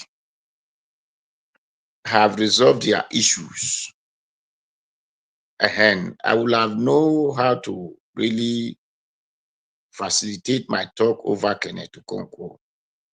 But because the Labour Party, the people who claim to be the leaders of Labour Party, like Apapa, Julius Saburi, and the other man, because there are three who have come on to make sure that Labour Party is dancing like Jangolova. So I don't really know what to say in Labour Party. That is why right from time when after the election, I said they should just register a new party. Because I believe that Peter Obi take politics serious, like the way other to do and die take it as their business. And it will have fought for registration of party that time. But to register party is not really that is, but that time they will have registered party. All this may say, may talk, we view this, we view that, will have no help to balance it. Because with the kind of people in Nigeria now, that the people that doesn't have value them for themselves, who do not believe on practical, but only theory and objective, you will not see good thing in them. So when you are trying to be good to them, you are a bad person. So, but when you are evil hand to them, you are good. That is why they will tell you, if you cannot beat them, just join them. That is the reason that we are facing, Peter Obi is facing whatever is facing in their hand, because they want him to join them. You cannot beat them. If we say that Atiku cannot have the kind of vote that Peter Obi have, the momentum is not there, then how are we expecting the ADC to bring the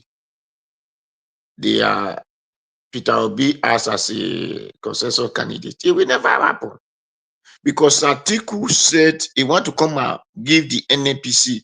He must become president first before to set the NNPC. That is not bad thing if he give his friends and his family the opportunity of money. He can make his friends to rich. So he did not want to make Nigeria to rich. It is his friends he want to make to rich. And this man's ambition has been contesting like that man who contested 9 times in America.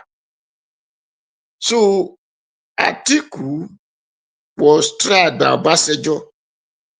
That is what Obasanjo said. If I open my mouth and talk the money that this man embezzled for just making him a minister of electricity or whatever, that for this kind of person is not worth or worthy trust to become the president of the country, because if not, the country is going to fall into pits.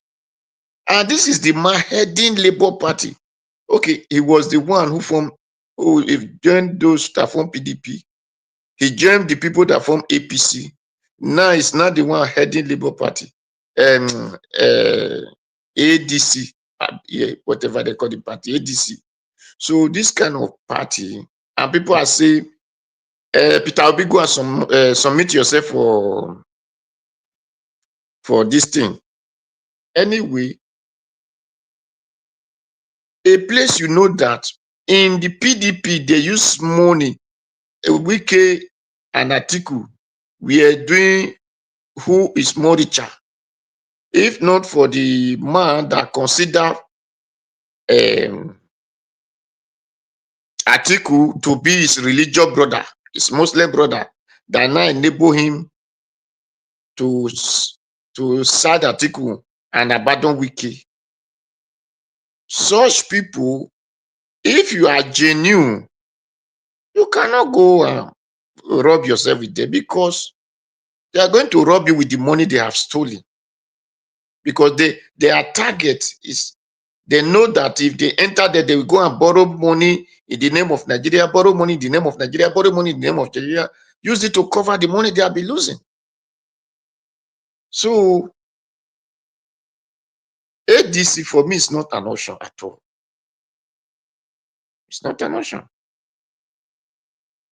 There is still time. If Peter Obi should let us know how Labour Party goes down, because on the other hand, there is no hope, there is no way in Labour Party, because a party that 3 people are dragging, who is the head, who is the owner, who is this, who is that. You that just came as a visitor, just like the way my brother Blapata was trying to explain yesterday, you that came as Oriovi or Orunye, you cannot become anything to them, because whatever you do, they will always look you as a stranger, as Orunye or as Oriovi. So for Labour Party, for me, Labour Party is dead, because INEC recognize this one, INEC delete this, INEC. So for a party that INEC is confusing people, the party leaders themselves are confusing people, the court are confusing people, how are we going to pull up on such party? But the one that they went to is not that coalition of ADC, is not at all. At all. Please, Peter Obi should look for alternative now. Let us know when the rain is still not yet. Thank you, Mr. Najawash. Thank you very much. All right. Thank you, Mr. Odowa. Although I might respond to your submission later at the end of the broadcast. Abdul Malik, it's good to have you on the show. Thank you, sir. Good evening to you. Talk to us. Yeah, good evening, Mr. Nigeria Watch. Good evening, everybody in the panel. Good evening, Nigeria. I did not listen to your representative, but I will contribute the way I hear people say something. You see, Nigeria, I don't understand the way sometimes some people, the way they reason. If you take a look, 1993, right, when there was SDP and SDP and NRC. Abdul Malik, the major topic is the one you are seeing right there on the screen. You know, Kenneth Okonkwo once again tackled Peter Obi by saying if Peter Obi run alone or anybody run alone, you know, you still cannot remove Tinubu in 2027. So that's the main topic, you know, that we are talking about today, in case you want to add it to what you're already saying. Thank you, sir. Okay, thank you very much, Mr. Ellis. Yes, I was saying before, you see SDP and NRC 1993, and when Abiola came out, Abiola is a Yoruba man, right? Abiola was a good man. 90% of Nigerians, they vote for Abiola because the man was good. And if you take a look, Abiola won the election free and fair. Even till today, there is some people in Yoruba land today, they are still like that. If they come out, 90% of Nigeria will vote for them. Yes. Any tribe in Nigeria, there is no tribe good. It's some particular people that are good. If you understand how life goes, you will know that even some individuals, it's not everybody good. There is a bad people in anywhere, there is good people. Even your family, there is sometimes you send money to somebody in Nigeria to help you to do something, right? He will not do exactly what you tell him or her to do. That person is not bad person to you. He's bad to you, yes, because you don't need your progress. How can you send money to somebody to build house for you? He will not use the money to build the house. Is it not wins to your life? And it's from your family. There is a bad people everywhere. There is a good people everywhere. We need to get that right. Don't classify particular people that they are bad. No, it's not like that. Yes, it's not like that. It can never be like that. You see, it's good to stand alone. According to what I heard you said, if Peter Obi came alone, contest alone anywhere, they will vote for him. But how can he get the mandate back? That is the major problem. Can he fight for the mandate, or can the people fight for him? The answer is no. Look at what happened in 1993. Abiola won election, right? After he ran to London, he came to declare himself as the president. But what happened at the end? After Abiola arrest, and nobody, they did not come out to protest peacefully. That is the reason why Abiola passed there away. He passed there. That is, he dead. Yes, if they came out to protest continuously, 1 week, 2 weeks, no rest, that country will be on rest. Abiola would have not died. Yes, that is the problem we have. And now they are pushing Peter Obi to fight for his money, to do this. After his arrest, now nobody will come out. Nigeria, they know how to push somebody to fire. Yeah, the major of that is the thing. Look at Nnamdi Kanu now, is there how many years? Nobody came out to protest peacefully so that the man will be arrested, will be released. Sorry. They know how to deceive people to push you to do something that wrong. That's something that you don't wish yourself to do. Yeah, that is the problem. It's not that Peter Obi should not win, we win, but we will fight the mandate for him. Nobody will fight for him. But those people in the ADC now, if you take a look now, what El-Rufai said, that words it have gravity. But today, what do you hear federal government say about this? They don't see anything today. If it is somebody from South now, long time you be arrested, they will be investigate that man for long. But today there is nothing, we have not heard anything. You see, ADC, they know what is good for them. Without being told, they need to zone that ticket to South. According to, without being told, according to them, 8 years for South, 8 years to North, right? Now is the turn of South. South now is not able to complete their 4 years. Yet they know what is good for them. They need, without being told, say, they need to zone that ticket to presidential ticket to the South. No, they don't even need to deliberate about it.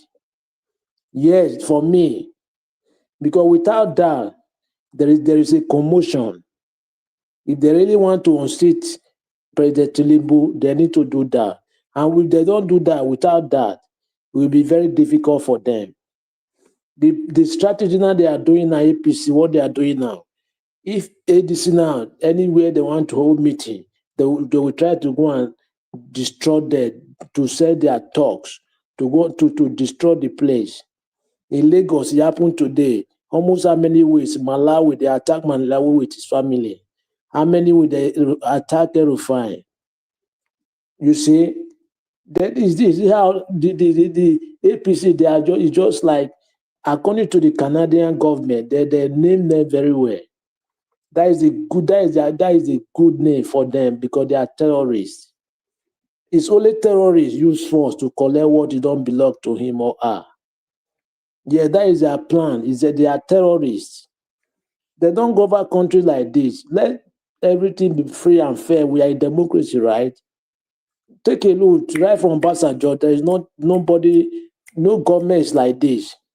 Okay, why are you guys doing this now? Is it not you people that remove Jonathan? Okay, why can't you don't allow somebody to do what you do to somebody? It's not fair. It's just like karma. What they are experiencing now, yeah, it's like karma. That's why they say whatever you do in life, you either now or later, you must receive it before you live on this earth. Thank you very much, Mr. Nanjawo. All right, Abdul Malik, thank you very much, my brother. I appreciate you. Thanks for that wonderful submission. My people, everybody have given their submission on this particular topic. We are going to be taking on our final submission now. But before that final submission, I'd like to quickly say this. I'll start with Mr. Odua, who said he preferred Peter Obi to run alone and all that, which for me, I don't mind if we were to be living in a system that works, a system where election is free and fair. I don't mind. Peter Obi can run alone. Peter Obi can even create his own party, obedient party, if possible, and run alone, win, and you will be given the position to run. But we live in a country where both the elite politicians and normal people, almost everybody behaving like agberos, touts. And to be honest, between you and I, Peter Obi is a quiet man. Peter Obi cannot fight anybody. In the history of Peter Obi, I've never seen Peter Obi come on air to respond or reciprocated any attacking statements from these politicians. Talk less of Peter Obi will fight to get his mandate. How? How is he going to do that? He can't do that, and you can't change that. So for us to actually have Peter Obi as the president of the Federal Republic of Nigeria, the president that you and I craved for or craving for, then Nigerians are supposed to fight for their mandate. But the Nigerians that you and I know cannot fight for their mandate. Although I cannot judge them because I don't know what will happen in 2027. But if I have to judge them based on the past election, we are cowards. So if Peter Obi comes out with the people in ADC and they give him, for example, automatic ticket, which you and I know is going to be impossible, except they are pranking us. If it's not a prank and they are serious the way it's going, they want Peter Obi to run for the primary, which you and I know if Peter Obi run for the primary, he will not win because primary in Nigeria is based on money. They have monetized it, and Peter Obi cannot do that. So obviously, Peter Obi will be ruled out. There's every possibility Peter Obi might not have a platform at all to run from. So the whole thing is a very, very, very complicating and intricating issue right now. But I want you guys to have this in your mind, or rather, let's have it in our head, that if Peter Obi run alone, he can still not rule as the president of the Federal Republic of Nigeria. Get my words straight. I'm not saying he cannot win, but he cannot rule. Once your oppressor have oppressed you in the past, they will continue to oppress you until you wake up to say, no, I cannot be oppressed. Peter Obi doesn't look like that person that can fight back to say, I cannot be oppressed. So obviously, they will bully him, oppress him, insult him, and throw him out if he run alone. I'm telling you guys now, as of today now, you will hate me for this statement. You will compare Nigeria with America, with UK election, with whatever. But I'm telling you, we should compare Nigeria with Nigeria, not other country for now. I appreciate you all. Let's have our final submission, 2 minutes, so we can round up. I'd like to start with Mama Esho. Mama Esho, you have your 2 minutes. Please talk to us. Yes, in my 2 minutes. You see, all this is our mindset. We have to change it. Because that is what they want you to believe. They want you to believe this is not possible. Hello? I'm busy, I'll call you back. They want us to believe we cannot do it. They want us to be afraid. They want us to think they are indefeatable. But put that behind you. We can defeat them. We can keep the seat. We can put them in their rightful place. But in order to achieve this, we have to work in unity. When you get home or in your imagination, take a bunch of broom and see if you can sweep your house clean.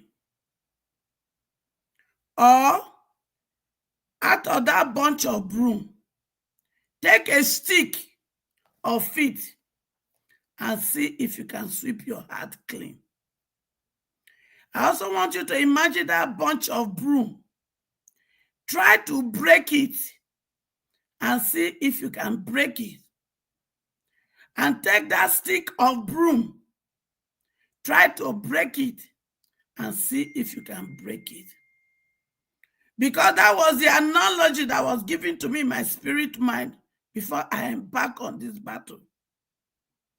If we work together as a bunch of broom, sweeping these wicked people out from councillor to presidency is a done deal. It has been taken care of in the spirit, but we have to do the physical. For the Bible says faith without work is dead. All right, thank you. Us work will give us life. Thank Therefore, you. let's work together as one. And the journey is already done. Thank you, and God bless us. Thank you, Mama Isho. Thank you very much for your submission and your time with us as usual. Mr. Jonathan, please talk to us, sir. Final submission. Okay. Okay, Mr. Iris. You know, sometimes when I want to console myself, I will say just probably Mr. Peter Obi has some or one card.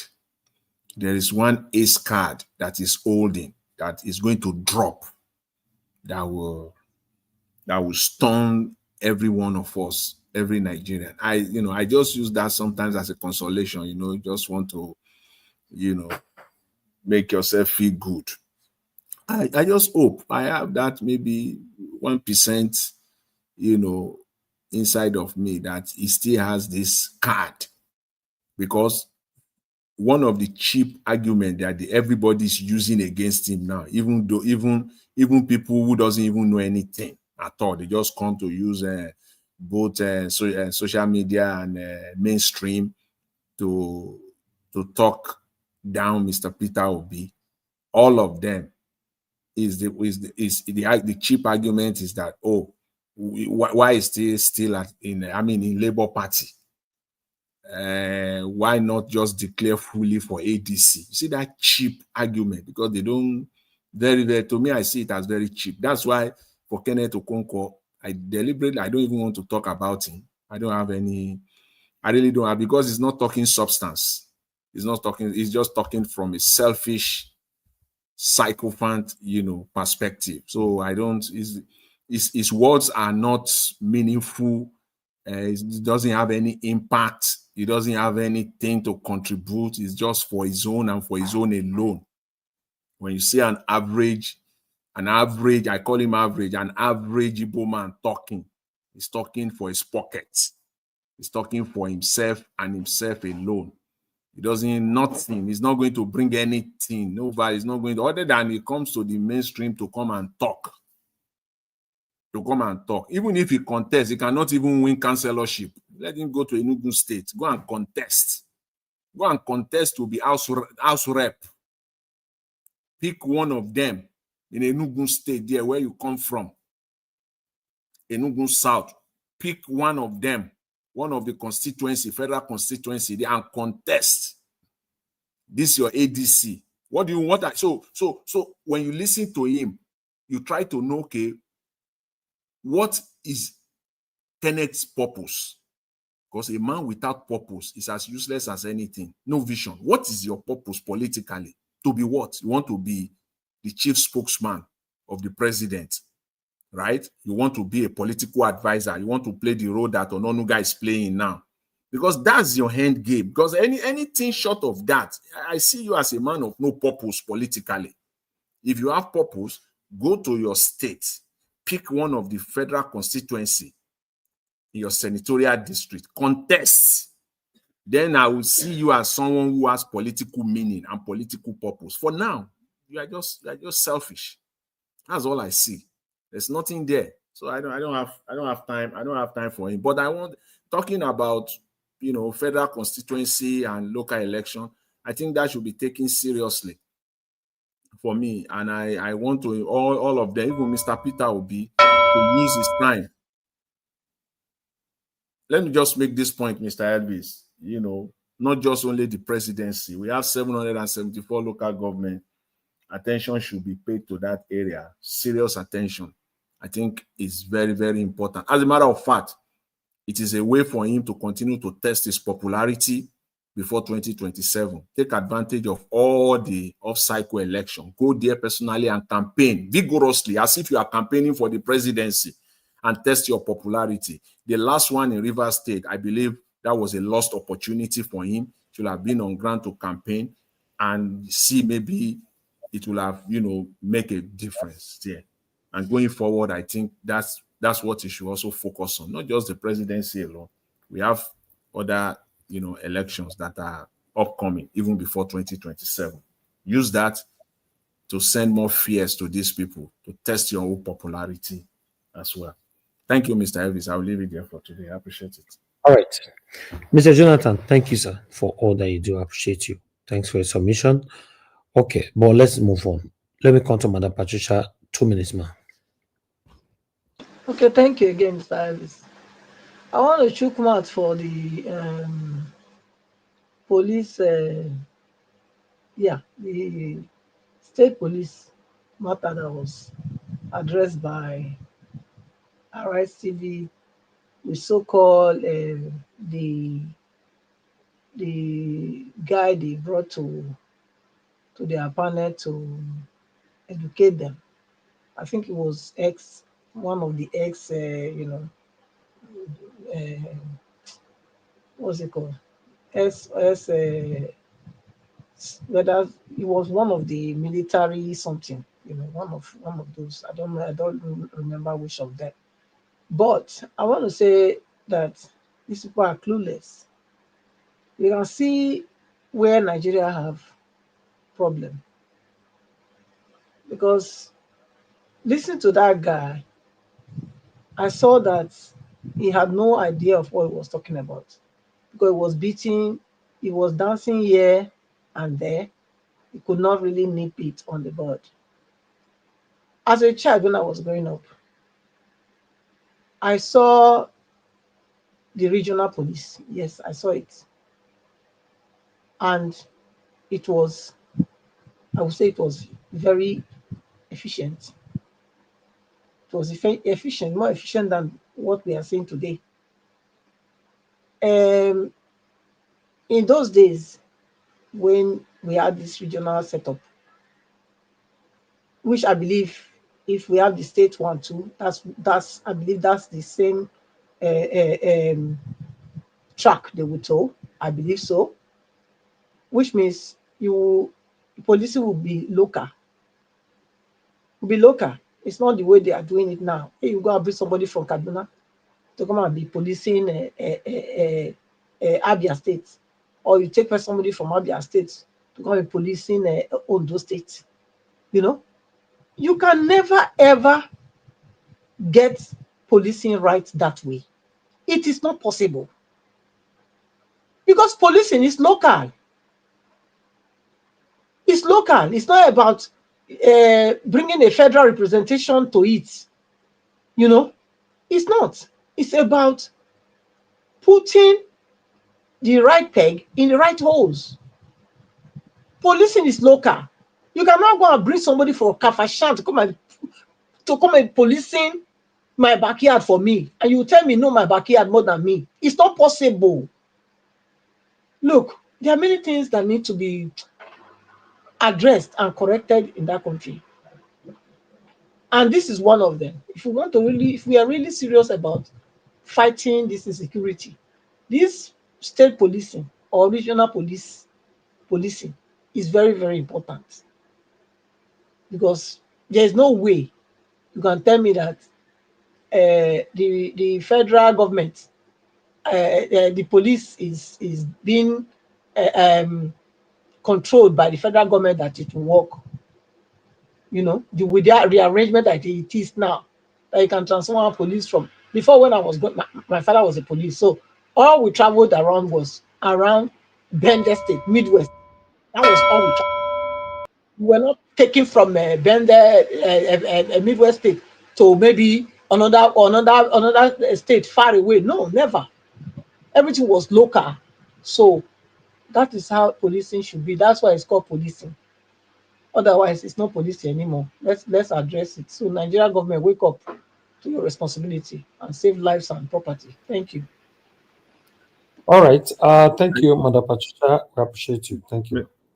Mr. Harris, please, if you permit me, just 1 minute, just to kind of add to what Madam Patricia said. I think what that guy on Arise News was saying was that he was looking at it from the angle that if you can take the problem from the federal, bring it to the state, and the problem will still not be solved, because the power still goes to this executive governor. And you can close your eyes and know how they are going to abuse and misuse that power. The same power that the president has now is just transferring that problem to the state level. So I think it should be deeper than that. State policing is important, it's necessary, but the way it will be structured, or it's going to, they will structure it, must be very, very holistic. Power must not rest in the hands of the governor. Far from it. If that is the case, the whole thing is all rubbish. It's not going to work. You know, they have to, the power must go, it has to, there must be a way to devolve that power. I this suggested there yesterday that the local government, all of them must be involved. Then if you now want to bring in the civil society organization in the mix, but all the local government, so that everybody will have what they call a veto power. So without, everybody will have that veto power on who will become the IG of the state police. So it's not just that one governor will just wake up and say, I have appointed one person. No. It's not going to be like that. That's not what is going to be. That's, of course, listen, the system worked before. Look, I always say, for me, I don't change a winning team. Okay? The system that was working before, why did they change it? They changed it because of their own selfish interest. That's the reason. You know, we had a system, a working system before in Nigeria. It was working. So they destroyed the working system and brought this system that was serving their own interest and their own purpose. And they've seen it. It's not working. Look, I'm of that kind of person that if I made a mistake, okay, I can retract myself and say, look, I am going back to where I made my mistake and correct it.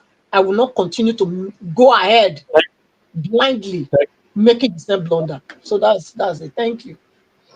Thank you. Mr. Alabo, your 2 minutes, sir. Thank you, Mr. Niger Watch. I may be differ with and disagree with Mr. Jonathan. If we continue like this, looking at what the governor will do with state police, we will be going nowhere. Let us have a balance. If we have a state police, I don't think Tinubu will have the power or Wike to do the impunity they are doing in Rivers State. So we have to have that check and balance. Let it do and put. People will checkmate. In other places, they are working. So we will improve. This Nigeria police has been since the colonial master. We are still struggling like this. If we continue to look at this issue in this manner, we will be going nowhere. We will continue to allow power remain in the central. If we are reducing the power of the central, we must allow the state police to start. Not every governor will do that. So the ones who will drag them out the same way we are dragging IG and everyone.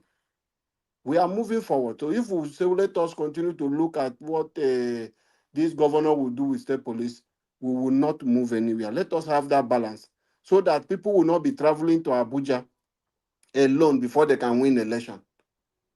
We have to balance it. Then see how we can put people with good character who can mount those institutions. That is what we should be talking about, the recruitment process for this state police. That is the area we look. Let us have people of good characters who can man those institutions and work it effectively. We cannot allow only Tinubu presidency to decide what happened in your state. See, in Osun State, they open different accounts for another people. Why the people, the government who is sitting down there, have their own local government. The Federal High Court have said those ones from APC, they are not the people that are supposed to be there as a local government chairman. But because federal government want everything, they want to burn on Osun State. In Edo State, Bondo Kpobolo sacked the local government chairman. Federal government paid him allocation. But when it happened in Rivers State, federal government hold it. It happened in Osun State, federal government is frustrating. We have to put these things straight. Let us balance it. Mr. Alabo, you know that how many, currently now, how many state governors out of the 36 in Nigeria are leaking the ASS of Tinubu now? All of them. Because they don't have anything. Even if, so that's they are doing it because the power is in central. So giving it to the governors is still the same thing in the hands if you end up having a president, someone like Tinubu. It will not be like that. You will not tell me that Alesoti or Mba who misuse police like that. We'll have decent governors. We know people of character. If you tell me Opus See, or you Dimma, cannot, when power is in the hands of a man, if you you know, tell can. me Opus or Dimma can do You that, don't you I don't will you don't agree know with you. you don't know a man until you give him power. He has a power He has now. power. Governor Mba is a power. Alex Oti is in power as a governor. They have power. No governor in Nigeria does not have power. Let them release the police to them. I'm not against the state police. Was Tinubu not a former governor? The presidency we are talking about who is managing the police today, was he not a former governor? Mr. Alabo, Yes, if the governor or governors in Nigeria are controlling state police, like appointing the state chief police, a state like Lagos, perpetually forever in our lifetime, will be controlled by someone like Tinubu. Forever. It's not going to be possible. Oh, no, I'm looking at the antecedent. People are rising. If you tell me we know some governors, but are we going to use all our lives to be structuring and restructuring? Why Can't we get it right? Mr. Jonathan, why as the federal police today, why have they not destroyed the whole Nigeria, if it is possible? It is not. So they are not destroying Nigeria. They destroyed Nigeria. Destroying Nigeria already now. Is it the time when it collapses on all of us? Then you will know that they don't have the absolute power. They come now and finish the whole community. They don't. Who they tell they steal ballon boss? Mr. Labo is like, Mr. Labo, I don't know where you are. This is your position. No, sometimes Mr. Labo speak as if it's in a dreamland. Honestly, sometimes you speak in your state. Before now, you were referring to Tinubu as Mr. Tinubu, but after he slapped your governor, Tinubu can't turn Papa Tinubu. So sometimes you talk as if give us our mandate. Hold on, sir. We are not in a dreamland. See, for someone like me, I'm not against the state police, but what I'm against is the fact that these guys will take advantage for themselves. Okay, for example, maybe if we can just make comparison, but I mean maybe we should not even go there. But what I'm trying to say here is that once this thing happen, these guys will take advantage of it. You don't give us our mandate. Okay, give us our mandate. Give us our mandate. Your submission. No time. Mr. Odua, give me a second, please. Mr. Odua, hold on. Give us a mandate, please. Can you give me a second to explain something to you? Is there any state in Nigeria today that is controlled by APC that they don't control the security architecture of that state? So why are we saying we cannot have a state police? We are going back. We are not going to move forward. Getting it wrong. Mr. Alabo, let's set the record straight. I don't think there is anybody here who is not supporting state police. We are talking about the structure. Exactly. We all support state police. So get that straight, 100%. If I'm right, I think I want to assume that everybody here supports state police. What we're talking about is the structure. Sir. You know, Mr. Alabo, the other point is that when I talk here, which structure are we using now? You know what I'm talking? When I talk here, I always say Nigeria is not a normal country. From your own perspective now, you are looking as if Nigeria is normal. It's a normal thing. I'm not looking at Mr. Jonathan. I'm not looking at it as if Nigeria is normal. One, it is not normal. Let me give you one example. Imo State is under what? APC. Who control the police? Because it's under APC, the governors still control the police. It is only in the opposition. Mr. Alabo, please, just 1 second. Mr. Alabo, 1 second. Mr. Alabo, did I hear you? Wait, Mr. Alabo, 1 second. Did I hear you say state governor control police in Nigeria? They do. In a place that is APC. Then let's forget the conversation. Then I don't think we have started. They don't do. You have that mindset. If that is your mindset, they will now tell you that from Abuja. Mr. Alabo, that state governors has control over police in Nigeria. The only place where that will happen is the state like Imo State now. Mr. Jonathan. Yeah. Now let me tell you my experience in River State. But if you have to look at what Alabo is saying, Mr. Jonathan, I believe I support him. Yes, in those states, our state governor are already controlling the state governor, state police. In many elections that have from the happened. same party now. You believe so now? But that's what Alabo is saying now. Mr. That is what I'm Jonathan, saying. So why don't we Mr. allow everybody Jonathan, to have the state police? Mr. Jonathan. That's what Mr. Alabo is saying, that they still control these people. Mr. Jonathan, are you not seeing when police are stealing ballot buses? When police escort people to go and steal ballot buses? That them they use their money, share the money so they give people voters. Tinubu now send them. Now the president send them. Not be that Now state. is the governor of the state. The state governor. Mr. Jonathan, it's only DSS from federal. DSS police, they are from federal. I support state police 100%. But what Mr. Alobo is saying is also right. Even now, with our state police, governors from each state are already controlling their police. That's just Yahoo boys the control police. Yahoo boys the control police. They talk about it. Don't talk of governor. Mr. Ivy, let me talk you. Let me talk you which is happening. Those states During election, who control the police? Why the governor manipulate them? It is only the states where the governor and the president are from the same party that governor has full control. Hold on. I have somebody on the phone. Okay, you don't cut him now. Black Panther. Okay, you did there. Okay, talk to us. Okay, I did there. Thank you, man. Nigeria was good day. Everyone, good day very much. I greet everybody. The reason I'm calling is that Alabo, you are not explaining it intellectually and using critical analysis. You are talking like a politician. They are telling you, how do we structure the police? The state governors are not in charge of the police. Let us get that straight. Why are we talking about politics? When you are talking about structure of a police force, who is in charge? They are not in charge. How many times will they tell you people? They are not in charge. They are not in charge. Listen, my brother, you cannot call in. Hold on. They are not in charge. Look. Hold on. You can't call in and be saying Alabo is not saying this structurally or whatever. No. You give your submission. Yes, I stand on my ground. Hold on. Do you support state police? Look. Everybody supports state and police. So why are you tackling Mr. Alabo? No. Mr. Nigeria Watch, you are not understanding this situation. Now you can understand. They are asking him a question. They asked Mr. Alabo a question. How do you want it to be structured? He's not. Why must you ask him that kind of question? Go and ask Tinubu. If not, you will get. He's only supporting state police. Don't ask him question. Ask Tinubu. Nigeria Watch.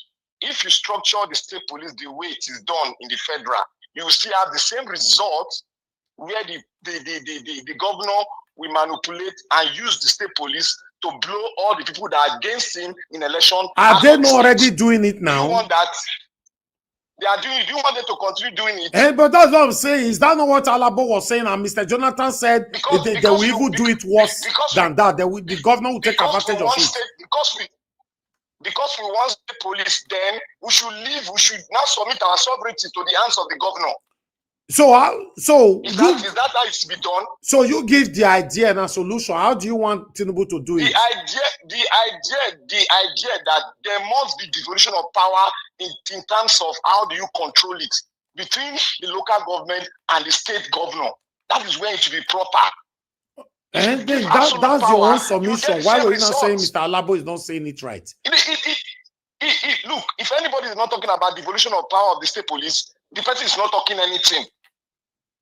All right. Thank you, Black Panther. Go and sleep, my brother.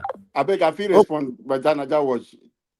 No, you only have 1 minute. I need to move on to Mr. Oduwa now, please. Okay, let me respond quickly. Thank you, sir. Black Panther, when we are talking about the structure of how the police will work, let me give you one example quickly. Nigeria Bar Association, they watch over the judges. Does it mean we are not still having issues as they are watching? There is this thing, they say we will have a state police and police commission. We will have people who will watch over it. Those structure has already been there. But that will not say Nigeria people will not still manipulate the institution.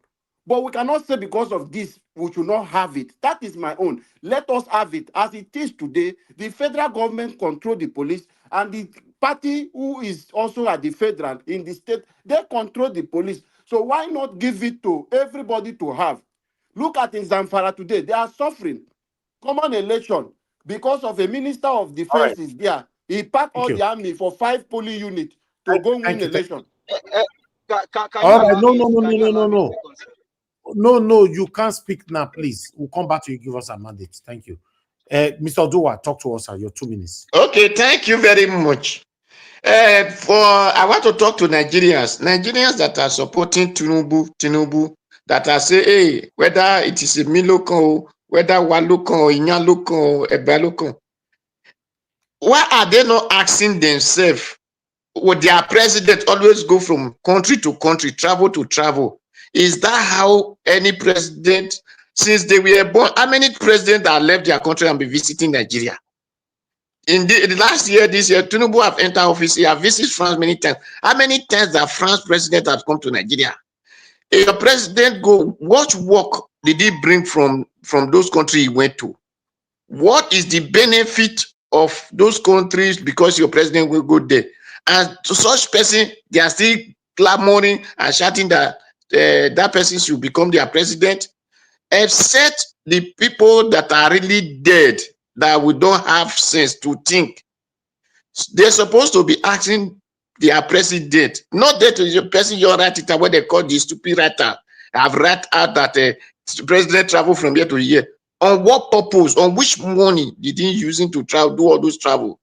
Because we need money to tie road. We need money to do this. A wife for begging Nigeria to donate money for library. He did not tell her husband to use the money that he's using to go to France, to go to London, to go to this one for library. Even if it is medical, this thing or not medical issue. Since Trump have entered America, this thing, how many times did he come to Nigeria, go to any country?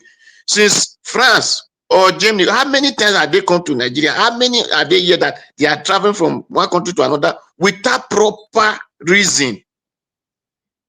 Person that have sense, please, all of you should, whether you are APC, you are a PDP, you are whatever party, you should vote Tinubu out. You should reason that your president is supposed to be with you, supposed to be seen working for you, not taking your money to be buying ticket every time, parking a plane, using your money to be paying in those they are parking these things. Thank you, Mr. Nigeria Watch. Thank you very much. All right, Mr. Oduwa, thank you, sir. Thank you. Okay, let me come to Abdul Malik. Abdul Malik, please talk to us. Good evening once again, Mr. Evie. Mr. Oduwa, you said it all, but they will come for you. You know, there is people, there is some satanic people, they don't need them. They don't want you to talk anything about this president, even though he's doing good or bad. You see, the Nigeria today is just like the country. I see no reason why there is insecurity, everything, no economic is going. But why can't those House of Rep, House of Senate, they don't deliberate such issue? What are they talking out the progress of the country? And this House of Senate, House of Rep, what are they doing? I don't understand the country. This I was thinking that DSF on the federal, right? What about the other police? Because I believe there is some police state, the government, they have power under. Because DSF, they are from federal. It's controlled by the Federal Republic of Nigeria, executive government of Nigeria. Because I believe the other police, they're controlled by the state. Just like those commission, all those things. That is the way I know. I believe that. It's not all police that federal government control. But I know DSS, they are from federal government. We need to get that right. But why they need police? What did they need police for? It's just like they don't know what they are doing. Look at those state election. They were sent almost 35,000 police and 8,000 army. And those states, they are not at war. The place that they are at war, they have never sent such troop. They know what they are doing. They are just, according to Canada, they said it all. They are terrorist organization. They are not party. They are terrorists. APC. It's even more than terrorists. Where they will conduct election, you send police there. 35,000 police, 8,000 army. Why can't you send them to where they are buying people if you are not the ones buying them? Thank you very much, Mr. Elvis. All right. Thank you very much, my brother. I appreciate you. Thanks for your submission, Abdul Malik. Okay, give us a mandate. Hold on. Give us a mandate. Go ahead. Okay, you're still not there. All right, Mr. Jonathan, quickly go ahead then. Thank you. And what Abdul Malik just said right now. Can you hear me, sir? Okay. Can I speak? Hold on. Okay, go ahead. Give us a. Okay, let him go ahead. Like this man, you need Kane. I get umbrella for you, Mr. Elvis. I don't put your umbrella inside water for you. What in the happen now? Why what in the happen? You don't join APC, right? You be like said that you don't join APC lately. No, Black Panther. you know, say I not mind you. I know they reply you. Now I need you, Black Panther. Now you will be on my train. We need to do something about this man. But regardless, well, thank you very much, Mr. Elvis. I greet you. I'm so sorry. Well, I greet you and I greet you. Permit my in and out. I do some school run, I beg. Sorry about that. Greeting to the panelists and then everybody on the media today. I greet everybody. Mommy Daspora, thank you very much, ma, for always being here for us. We appreciate you. Well, on the issue that we have been talking about, on Kenneth Okonkwo, I think for me, I won't probably want to talk more about him. He has said all he could and can about Mr. Peter Gregory Obi, and I think for me, I just call it quit on him. It just shows the level of his integrity, the level of his his own ideology as a person. Because one thing I believe is that if you put Mr. Peter Gregory Obi and Atiku side by side, the day is the difference is clear. But I can't say what reason he has for saying that Atiku should be the one that will be the flag bearer of ADC. The last time I checked, age is already affecting Atiku. Atiku has no integrity as Mr. Peter Gregory Obi. So Kenneth Okonkwo, I don't know what the color of his challenge or problem may be. More so, Peter Obi is the viable option now. Is the viable option among them all. Why can't we all agree to support this man and let him just, even if it's, see, that 4 year, that single term he's asking for, let's just give it to Mr. Peter Obi. Let him just rule for 4 years. I bet you it will be the foundation of the change that we need to see in the country going forward. And if Mr. Peter Obi is able to do that 4 year, he will create a ceiling that these evil men cannot be able to break. They won't be able to reach it. He will create a standard that these guys will not be able to reach. And so therefore, with that, you can begin to hold everybody accountable, because Mr. Peter will now set a different precedent when it comes to the issue of presidency in Nigeria. Because he was governor for 8 years. We saw what he did in Anambra State. As a matter of fact, if there's anybody that needs to be the president today, it's Peter Gregory Obi. Why? Because there is no corruption that has been leveled against him. So, Mr. Kenneth, what is the color of your problem? I don't understand. Whether on a black, on a yellow, on a green, on a white, I don't know. So stop it. Let Mr. Peter be. If you have find Atiku and you want to go with him, don't worry. Just go. Time and chance will happen to us all. So leave Peter Obi alone and face your own Atiku and move with him.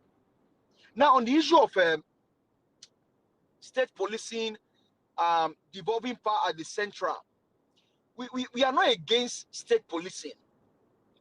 All we are saying here is that these guys, with what we have seen them to be today, do you think that these guys can do the right thing for Nigeria? Do you think that these guys can stand and allow this state policing to operate as it ought to be.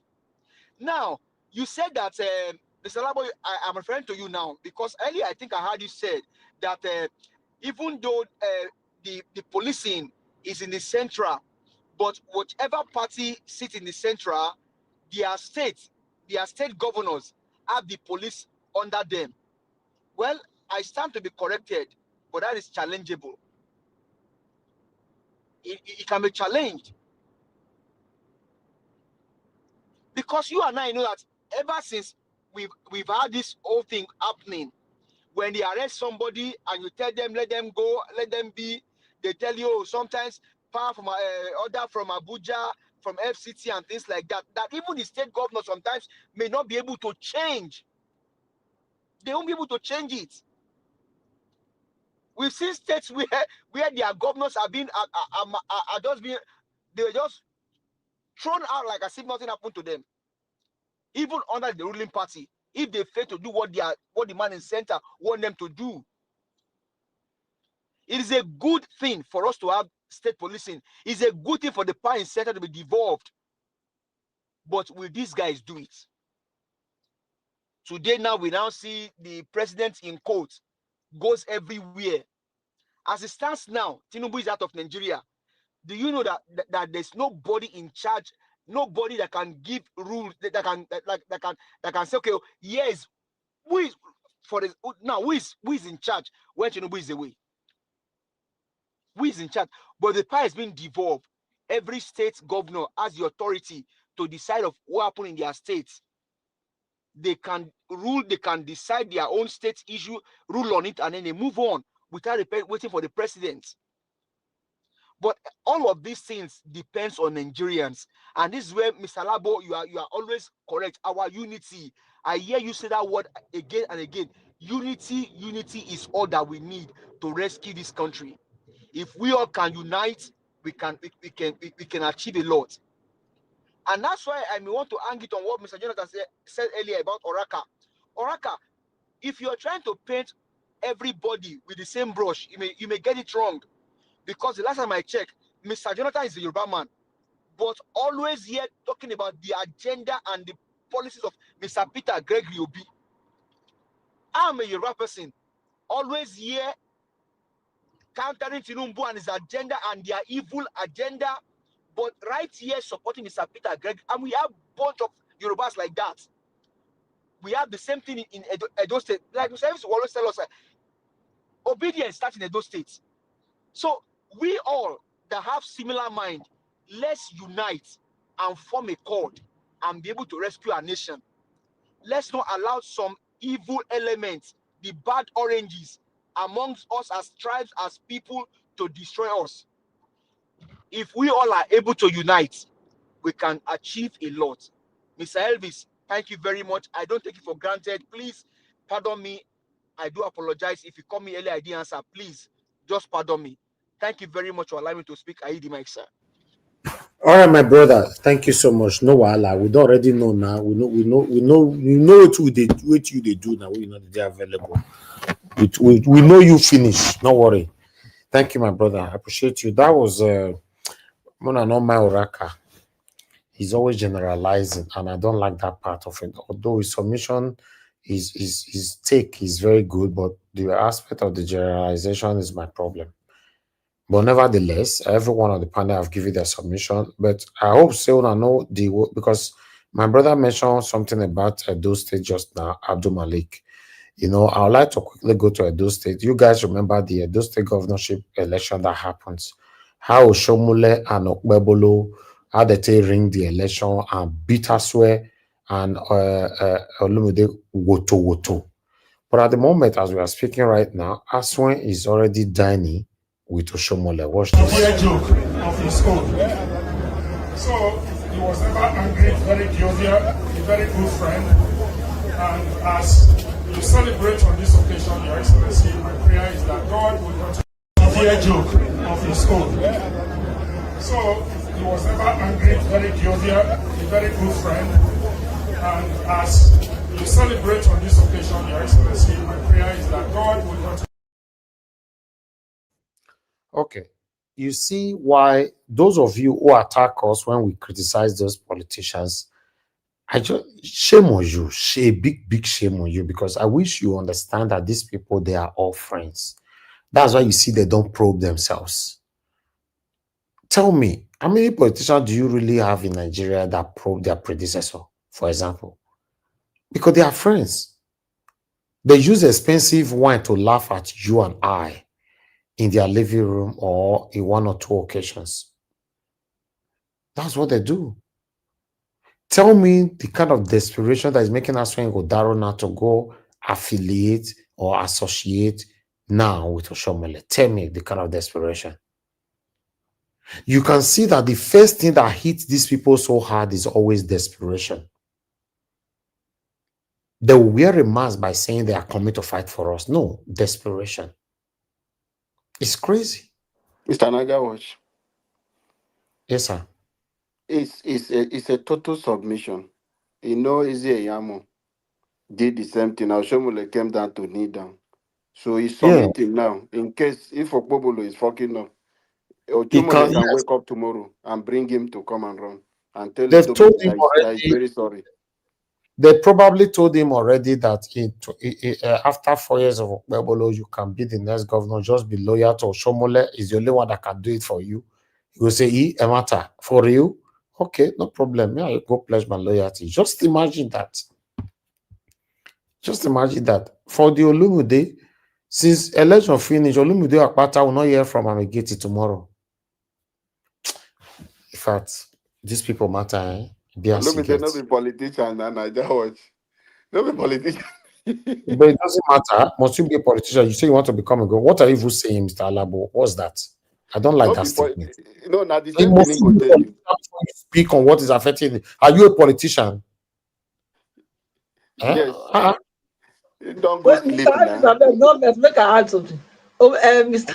Labo, we don't know be politician, but how you can't get the Not be waiting in tell me. I repeat waiting in talk. We tell the two for people. Labour Party when Madam you Patricia. member.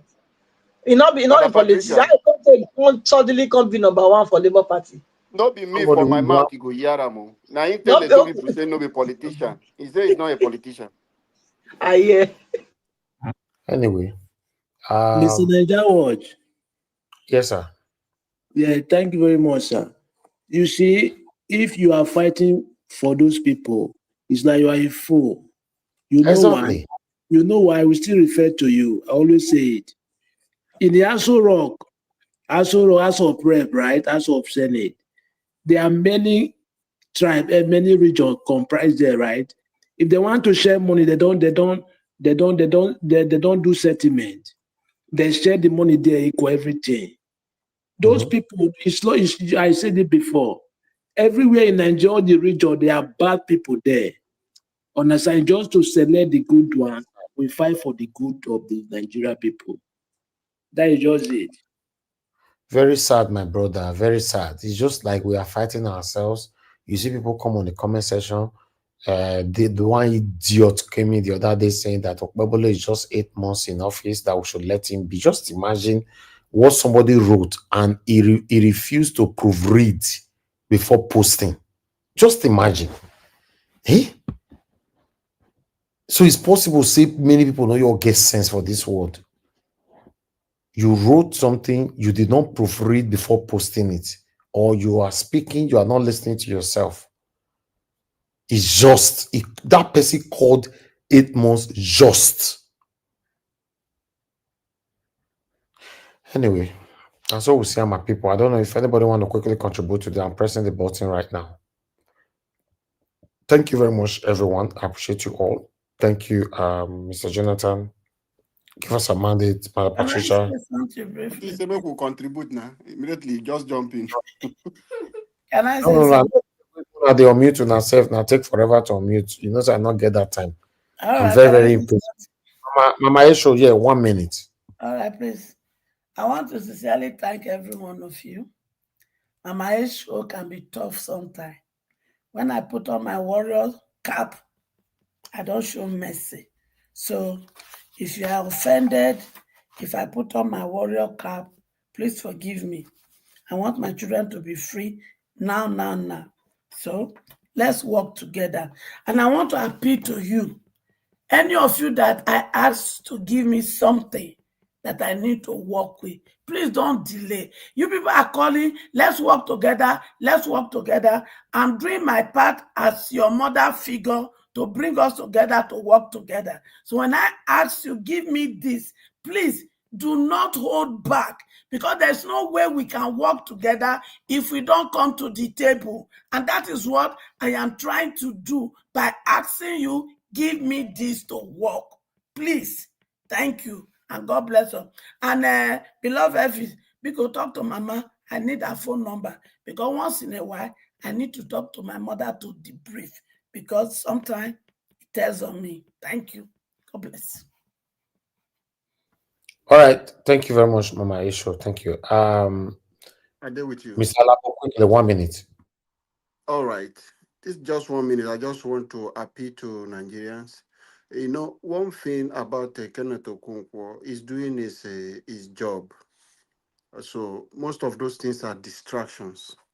So Nigerians, we already know what he's doing. Don't give him so much attention. Let us remain focused. We are a force. We just need a unity. It is not whether Peter Obi can fight for his mandate. It's for Nigerians if we can fight for his mandate. Only Peter Obi cannot do it. If we Nigerians are ready to fight for our mandate, we will win the victory without anybody thinking those people you think they are criminal or they have strong voice. They need you, the Nigerians. Without you, who are the ground army, who are the foot soldiers, they can't do anything. So we are the foot soldiers. Our unity is very important.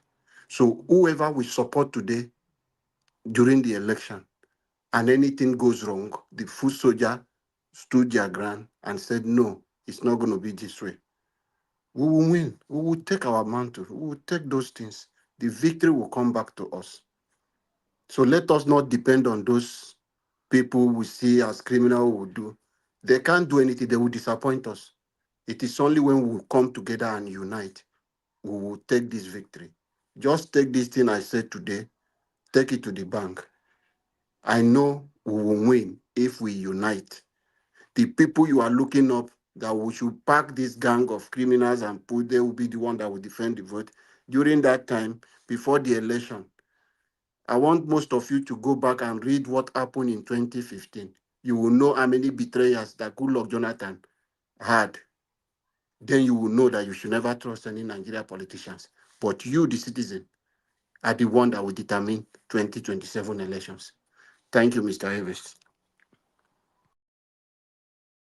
All right, Mr. Alabo, thank you, sir. Thank you. All right, my people, we've come to the end of this broadcast. I want to appreciate you all once again. God bless you, every one of you that joined the panel today. And those of you that called in, Mother Deborah, Black Panther, and many others, God bless you all. Mr. Joseph Oji called in as well. God bless you all, my people. Thank you for those of you that supported the channel. Some girl made there, Abdul, Mother Suberry, and Mr. Joseph Oji. God bless you all. I'm very, very grateful. And my people right there on the comment section, Mother of Mommy Diaspora, thank you very much, Mommy. I appreciate you always for all you do for us here. Thank you, Abu Azi, for all that you do, my brother. I appreciate you. Thank you, Black Panther, Igbohosa. Thank you, Oige right there. And everyone right there. I appreciate every one of you. We've come to the end of this broadcast. Allow to end the show right now. See you guys again tomorrow. Remember, it's Saturday. Is our short day, if you guys allow me. We are coming out at the same time, but we might finish very, very early. Depends on the discussion anyway. So, but let's see how it goes tomorrow. And also look out for our pre-recorded video during the day. Press on the like button before you go. Help us to copy the link and take with you to other platforms where you belong. Always take our voices far. And for those of you coming across the platform for the first time, wondering what the platform is all about, we are just here calling out our government to do the right thing. As you and I know that Nigeria is not working, only if you want to be honest to yourself. That's what we're doing. We're not fighting anybody. We are only demonstrating our constitutional rights. My people, now here we join the court. I'll see you guys tomorrow. Good night and bye for now.